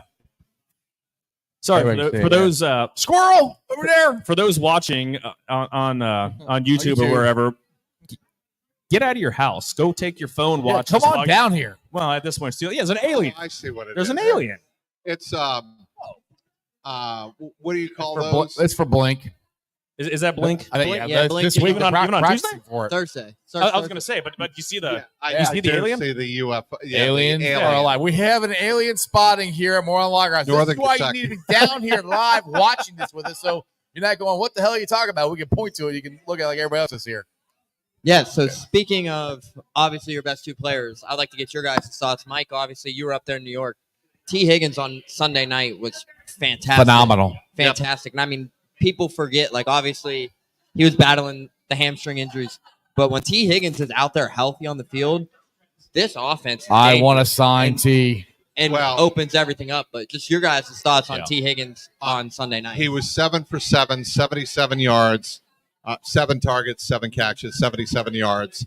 The thing about T that I love is Burrow trusts him to catch the ball in tight spaces in really sometimes awkward positions. Yeah. And T will either snatch the ball out of the air, which I think Jermaine Burton can eventually do when he learns the offense.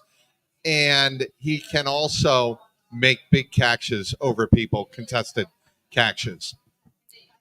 I'm with you, Jeff. I would like to see the Bengals. It's not going to happen, though. That's not going to happen. At this point, that ship has sailed. But T. Higgins is, to me, a top 10 receiver in the NFL because of his unique athleticism, his strong hands, and his ability to catch the ball deep. He is so strong. I mean, he looks wiry. I mean, he's 6'4", but his hands, man. His hands are so strong. Some of the catches he had on Sunday night were double coverage, and he went up and not even the catches. He's so physically strong. After the catch, he pushes the pile. And again, for someone who looks really wiry because he's so tall, he doesn't look like. I mean, Jamar Chase has the lower body, and he's got the build of a running back. He's got running back calves. Right. Jamar Chase does. Right. You don't see that from Higgins because he's so tall. Yeah. But he's got the ability to drag tacklers. He'll catch a ball 7 yards downfield and drag 2-3 guys for another 3-4 yards to get the first down. And that's what just his physicality in terms of just, again, strong hands to be able to make the contested catch or to moss someone, jump over top of them. But, yeah, to make that play, he lowers his shoulder and will put his shoulder in the chest of a defensive player and knock him backwards and pick up those extra couple yards. Just the yak ability. I go back and forth whether they should in terms of whether that's the best allocation of resources to sign, because obviously Chase is going to get signed at some point, whether it's the best allocation to have 2 guys and he opens up so much for Jamar. That's my thing. Is next year if he's not there, as a unit, Burton's got to step up big time. I like Yoshi. I think he's proving himself as an NFL capable starting wide receiver, but he's not T. I think as wide receiver 3. Yeah, and I'm leaning now more towards. I think they need to find a way. I think there's not a lot that they need to pay Trey. And I'm not sure who else they need to pay on the defensive side of the ball. I mean, CTB maybe. I mean, he's due for he can be extended after this year, but there's not a lot of guys on defense and it's to a put good point money you towards. mentioned that because Cincinnati, Russ Heltman and I were actually talking about this at the Bearcats practice today. Cincinnati's expected to have $66 million in cap space next year. Yeah. So it's going to be interesting to see what the outcome of Sunday is. What do they do at the deadline? Do they go out get somebody? Do they Hassan elect Reddick. to pay T? Do they elect to pay T next year? Do they sign Jamar? Obviously, everybody knows the Jamar. They'll sign Jamar and front is load it so the somewhere hit in the near takes works. it It's up, going to be but- coming, yeah. but it's going to be interesting. $66 million is projected, probably one of the top in free agency next Well, year. and we don't know what the cap's going to be. The cap has been going up so every much year. more than It's going up. projected. It's definitely going I up. mean, they project what they think it's going to be, but it's Right. going up more. Like every year, it's going Right. up higher than what they even project. So, I mean, that 66 might even be low. They might have $70+ million in cap space. And again, I don't think they're going to be as active in free agency, in the last couple of years, but there's space to do it. And with the fact there's not many guys to pay on defense, I think I would do it and just front loader for a 2 or 3 year deal for Higgins before Chase and before Burrows starts making the huge money. I mean, you can also, God forbid, manipulate the cap and move money around like all other 31. They 31 may have teams to do that. They may have to do that. Find a way to do it. regardless. Yeah. Yeah, All right. Well, with that being said, you gotta get out of here, right? I do. Well, thank you for showing up, and I appreciate it. Tell everybody where they can follow you at and get all your articles. I appreciate that, Jeff. No problem. Certainly on the X, as always, at Trags, TRAGS. You can follow my Jungle Roar podcast, and new this year is my Jungle Roar Skinny. Yep, you and Skinny. Bengals post game pod after every single Bengals game, home and away. Be sure to tune into that at youtube.com/@JungleRoarPod and all my online content at CLNSCincy.com. Two of my favorite beat writers, you and Skinny, because you always come on the show. So I everybody, appreciate that, Iceman. and you guys both of you do a great job. Listen to the post game; it's awesome. So get over for Trags, everybody. Thanks for coming here, Trags. Thank you. It was a blast. Thank you. Hey, anytime, man. Thanks, Trags. Anytime.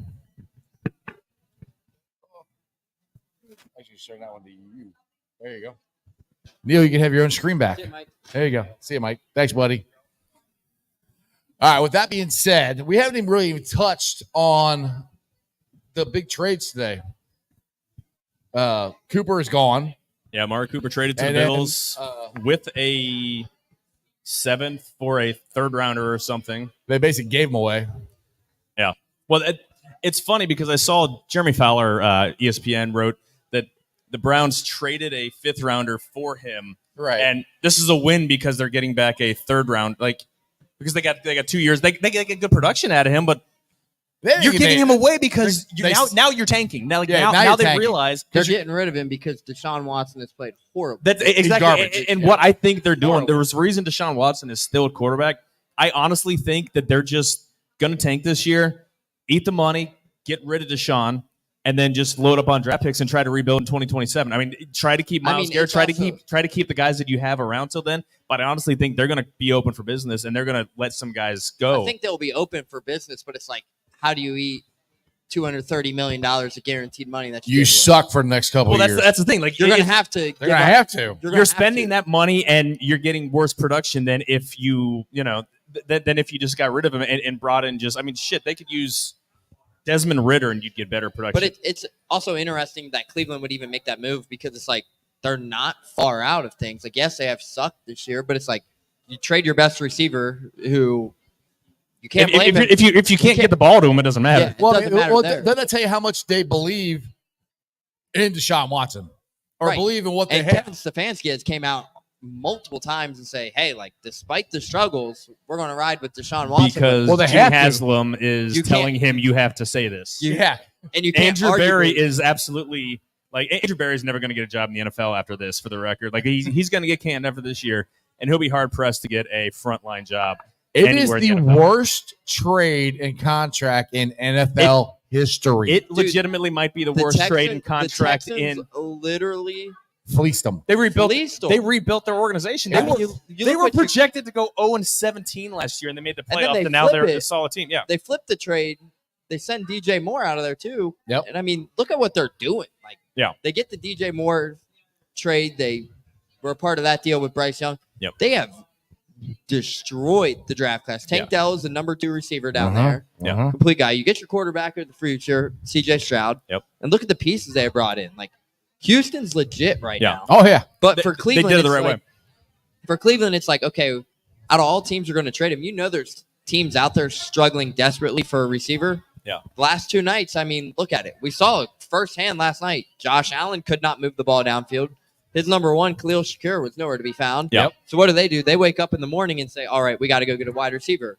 This comes hours after Aaron Rodgers walked into that press conference room and said, get Devontae Adams on whatever you can after Mike Williams ran that wrong route. Adams was in New York this morning before the trade was even announced. So yeah, absolutely. That trade was made the second that Aaron Rodgers got into the clubhouse after the game last night. And I mean, also to think about it too, like, despite being traded this morning, the Pat McAfee episode today was crazy.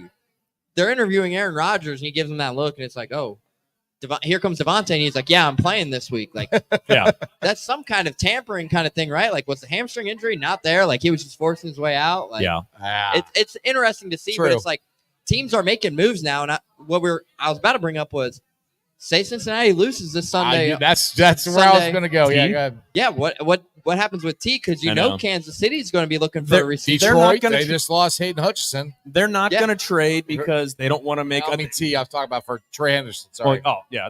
But it's going to be interesting. Like, what moves do the Bengals move? Like, you're starting to see these moves come in. The Jets make a move. Obviously, Hassan Reddick has been sitting there. Yeah. I'll go the other way. If the Bengals win, do they make a move to improve their ball club? Because do they know? Should they? Yes. Max Crosby wants to get out of Oakland, or excuse me, LA, or damn it, Vegas. And honestly, I don't blame anybody for getting out of Vegas. What they got going on right there, right, if you're on the offensive side of the ball. Like, if I'm Devontae, like, we've all seen it in the Netflix receiver. Like, he was set up for failure. He went out there to play with Derek Carr. Yes, his college quarterback. Everybody knows that, but it's like you see him in the Netflix documentary. Like, he's even asking. He goes, These quarterbacks are going to put me in the hospital. Like, they're going to end my career here. Yeah. But then he forces his way out, goes to Aaron Rodgers. It's going to be interesting now to see what his role will be in New York. Obviously, Garrett Wilson on the other side. Garrett Wilson's your number 1. It's clear Devontae Adams is going to be your 2, but Allen Lazard looked fantastic last night. And then it's going to be like, obviously, Mike Williams, you paid him the money.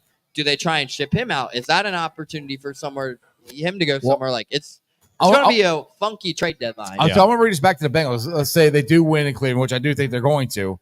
You do or don't? I do think they're going to win in Cleveland. I do. I do think so. If they do that, to me, look. I thought you meant do something. I thought you meant make a move. Sorry. No, I'm getting to that point. I think they're going to win in Cleveland. Yeah. I don't know if I doubt they'll do anything. But my point is, you win in Cleveland. You're 1 game under 500. You're back in it. You got T. Higgins. You're not going to re-sign him.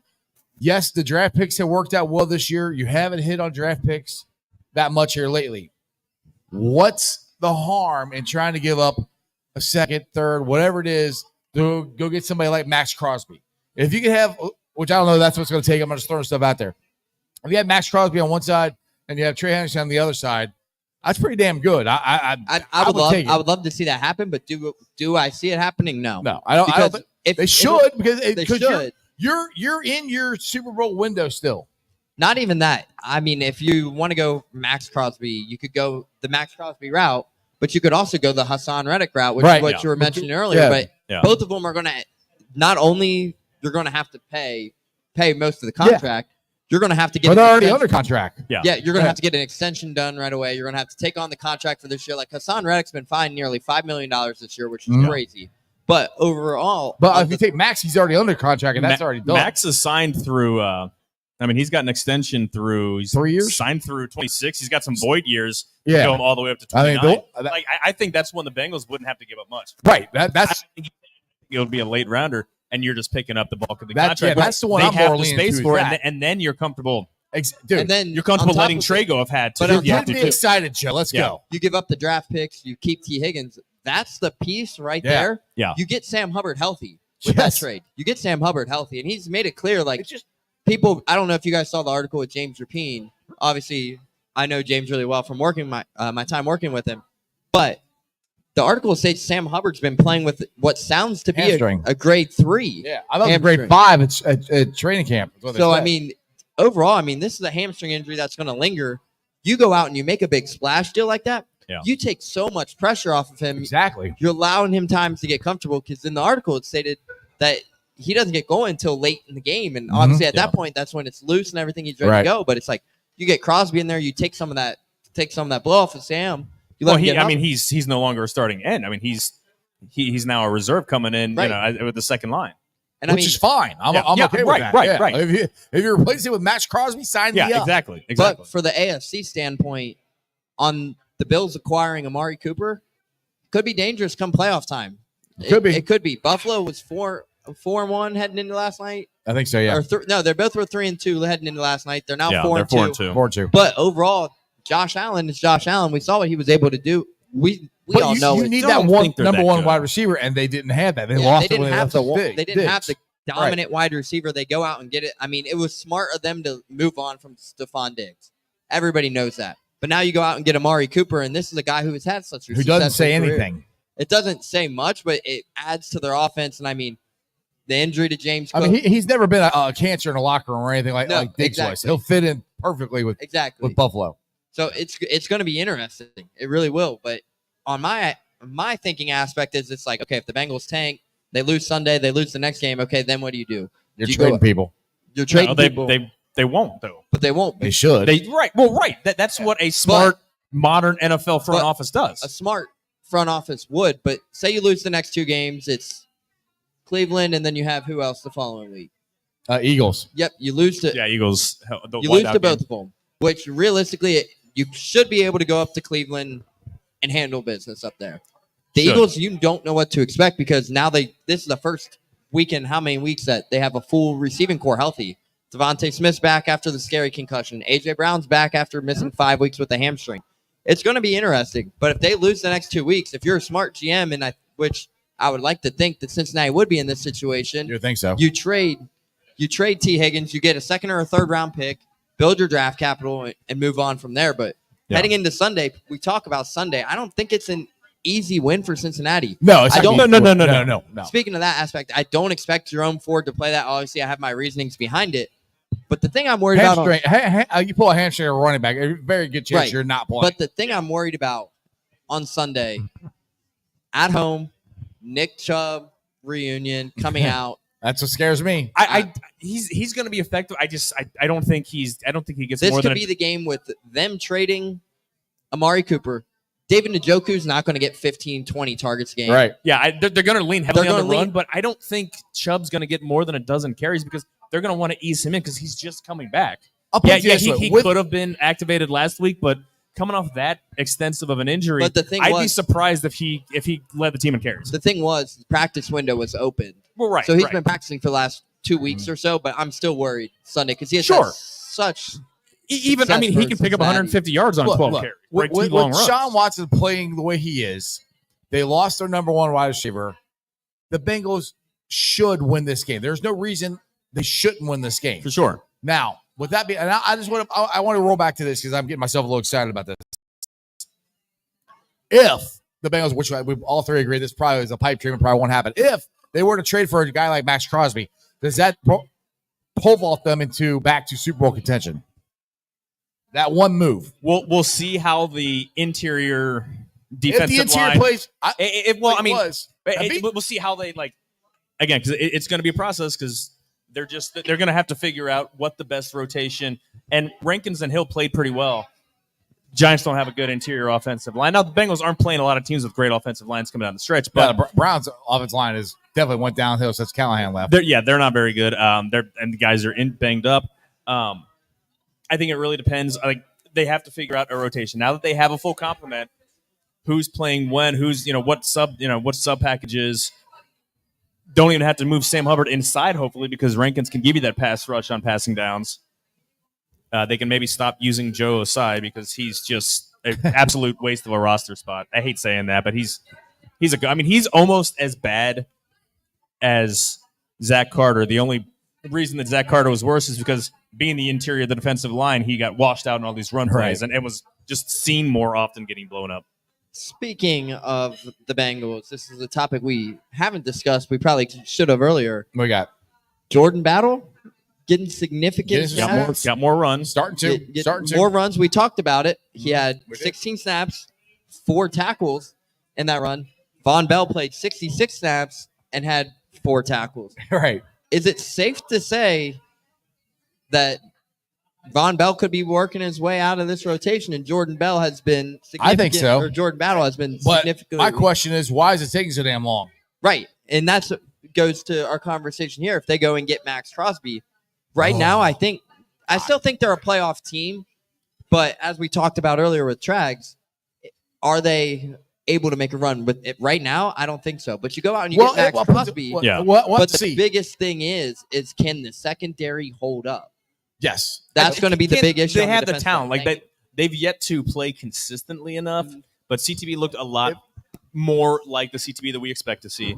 He got that bullshit pass interference call where he went over.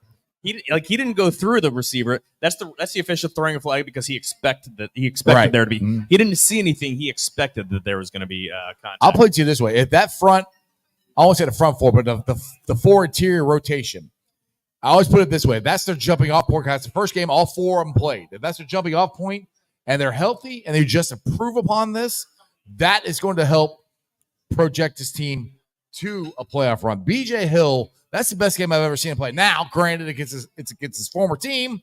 He was a little bit more motivated.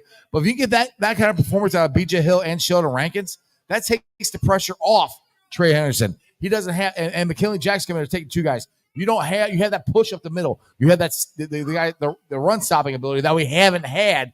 It makes a huge difference in your pass rush, in your defense. You get a pass rush on the quarterback, it helps your secondary. It all works. So I'm like, this is, like I said, if they can improve upon what they did on Sunday and do that again against the offensive line is not that good in Cleveland, so it should pan out kind of the same kind of game because their front four is very good against our offensive line. They got to play better and figure out stunts.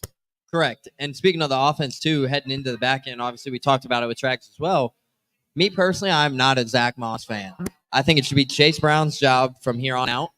And, I mean, he showed it on Sunday. He finally busted one. That's what I like. That last try, he finally busted one. But me personally, I think, yes, Zach Moss offers you a lot there in the pass protection game, but it's like, okay, you have the 2 costly fumbles now. And he's got to hang on to the ball. But he has not lived up to what Cincinnati is paying him to do. What was it, a 2-year, $18 million deal? At that rate, you just take on Joe Mixon's contract, go there, because look at what Joe Mixon is doing. They're different. They're different running backs, different styles. So I was fine. And Texas, Houston runs a different offense. I said Mixon's in this situation, it's like you look at Zach Moss's career. He had the 1 or 2 good years in Indy. Outside of that, it's like, okay, well, you have this guy that you drafted highly out of Illinois. Let's see what he's got. I mean, Zach Moss wasn't the answer. You need that every now and then. You need the home run hitter. And we talked about this a couple weeks ago on the show that the younger guys, they need to give them a shot. They're starting to finally, and they're making their mark. And like Joe said, this has been one of the best draft classes the Bengals have had. Chase Brown's from last year's draft class. Jordan Battle's from last year's draft class. These guys are starting to make their marks too. So I think it's Yoshi. Yeah, thank you. It's slowly happening. I wish it would happen faster, but I think that's the trend that they're going to, that they're finally going, all right, you guys have earned it. We're going to trust you. And it's a big thing to trust them. I mean, you're talking about putting these guys in, and they're first, second-year players, put them in these big positions for a team that had aspirations of running to the Super Bowl, who is 2-4. So that right there makes even more pressure on them. Like, do you really trust these guys or not? That's another thing where I think they're more hesitant to do it, but I think they're finally starting to break through and do it. Yeah. They can get out of Zach. They can get out from Zach Moss's money after at the end of this year and save $3.5 million in the cap. But I think he's a fine running back as a. I think he's better as a pass catching back. He's the more. He's not your one. He's a better pass blocker, though. That's the thing. Yes. Yeah. That's the thing. That's the whole Chase Brown back. I'll tell you that. He's just not meant to be an RB1 obviously. Like, Yeah, I'm fine. fine with Zach Moss getting carries, and I'm fine with Zach Moss. Zach Moss should getting not reps. be getting more than 12 carries. Chase Brown finally outsnapped him on Sunday, and I think going forward that's going to be what it is because you're getting more production because Chase Brown is this close to breaking every run. Yes. I think they still. And need, I mean, everybody knows too when a running back once they break the one, like he broke the one to seal the game. Right. Obviously, everyone's going to to have slid and she should have slid down to the one. But I'm fine with the touchdown. Dude, I'm okay with it. Yeah, that was about scores. My next topic was should he have slid or gone in? Personally, it puts about 2 scores with me less than personally 2 minutes. in that situation, score the ball. You and here's the thing: struggle to score, move the ball. You have to turn your brain on as you're running. Like you've broken 30-yard run and. Yeah, he finally broke one. Right. You want him to stop. It's like he goes down at the one, and game's over. They take a couple knees because they're out of timeouts as opposed to a 10-point lead, and they can pull out some miracle. But I'm not. Yeah, I'm not gonna. I'm a not 17-10 victory or 17-7. 17-7 is better than a 13-7. Right. Yeah. So but it would have been 10-7 because they would have just kneeled it out. Yeah. 10-7. Yeah, it's even better to put points on the board. But yeah, I forget what my point was going to make, but Chase Brown is clearly the better running back. But I'm okay with Zach Moss getting reps. He's going to get snapped. I think Chase Brown's going to snap him again. I think the Bengals still need to figure out the best type of runs for Chase Brown because I think he's running outside zone. I think. Yeah, exactly. I think he's running up the they're having him run up the middle or zone or inside runs more than. I think he just cut out for. I don't know if I've really seen that many toss sweeps. Yeah, or even a stretch play. Just get him to the outside, let him find the hole. Let him find the gap. Get him wide and get him out there with that speed. Yeah. But yeah, they're forcing themselves to trust the young guys. Which again, Zach reverting to Marvin Lewis bullcrap of burying rookies is. Again, frustrating. He's morphing into Marvin. I swear to God, with the conservative crap and the burying. Ah, man. Do you need a hug? I need a drink. I just finished one. No, I'm good. By the way, speaking of drinks, everybody here, make sure you tip Meg. She's been our server for tonight. So can we give it for Meg? She's doing a great job tonight. Yeah, give her a round of applause. Make sure you guys take care of them. They work hard for their money here. And like I said, we're down here. Take a bow for us. Take a bow, man. Yeah, there you go. Exactly. We're live down here at the Moerlein Lager House. We're down here each and every Tuesday. Happy hour starts at 3 o'clock, goes till 9. So the show's going to end in here at 8. We start at 6. But you guys can keep drinking and have a good time till 9 o'clock tonight. Make sure you guys join me tomorrow night. Neil will be down there with me. We are going to be doing our first live show down at Newport-on-the-Levee at 4:30. We're going to be live right before the Bengals Now taping. The team from Fox 19 will be down there, be able to stop by and talk to us and hang out. I'll be down there. Neil will be down there. Hi. Harrison, the comedian, will be down there. Joe won't be. He's got family stuff to do. So make sure you guys jump on down there with us. I have to be a dad every now and again. Yeah, exactly. Also, if you guys have not checked out Midwest Best Barbecue, please do it. After you leave Moerlein House, go to Midwest Best. Check them out with their Dylan Air wings or CTB wings. Also, the show is brought to you by Meyer Windows and Doors. Check them out at www.meyercincinnati.com for all your windows and doors needs. And my West Side peeps, go check out Hail Marys. It's your ticket to the game right in the heart of Cheviot. And if you have not got your tickets yet, the Eagles game is the next home game. It got moved to 1 o'clock. So the pregame tailgate Mercedes-Benz to Fort Mitchell at Moerlein Lager House pregame experience is going to be earlier. So make sure you guys have got your if you got your tickets, the show's going to be or the pregame's going to be earlier. It's $75, people. It's the best deal on the bank. $75. It's an open bar. Two of the greatest words in the English language, open bar. There's plenty of people in here who like the words open bar. Yes, anybody in here like the word open bar? There you go. Exactly. Open bar. I mean, you cannot beat that for $75. So get your tickets. Go to the Lager House websites, and they will have it on there. And come join us there. It's going to be a lot of fun. Guys, it's been fun. Has it? I've enjoyed it. I don't know. But I don't. You're kind of grumpy. I'm not sure. You always have. I'm not sure you had fun or not. Do it. Does this look like a grumpy face? It looks like a weird face. I say that. Now you're looking psycho. We need to screenshot that and make that. Yes, exactly. My daughter I got a 9-year-old, and she loses her shit. Gets so pissed when I make that face because she says I look like a psycho killer. What is wrong with my dad? God. Like, stop it, please. You know, my daughter says the same thing too, but she's 24 and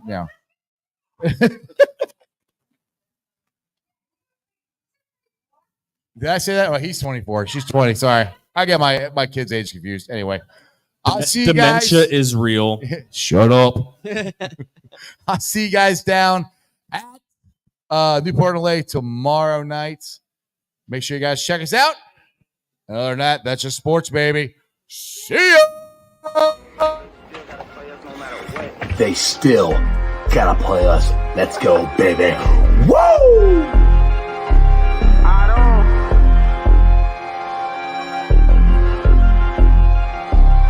Don't run that ball on the one Hubbard, showed you how that go down. Feeling like Santino, tell him we want all the smoke now. We ain't snooping that commercial, we don't put no smoke down. Plus we back and you can't hide, so it ain't nowhere safe to go now. We always gon' turn up in that jungle every time. How we ain't gon' win when we loaded in with 9? Plus T just came in signed, so the city gon' be fine. Jamar say he open every time and he ain't never lied. Look at how we win at it, the size of the old line. Giving Burrow extra time should be a federal crime. Hey, we right back on that path again. Put the division back to the test, they won't pass again. Orlando and Trent Brown, that's the Tower Twins. Feel like we only getting better as we stacking wins. Jaceki in for 6, that's a gritty again. AFC North battles getting gritty again. It's Yoshi's second year and we just brought Burton in. Vaughn back to ring some bells, get the cracking again.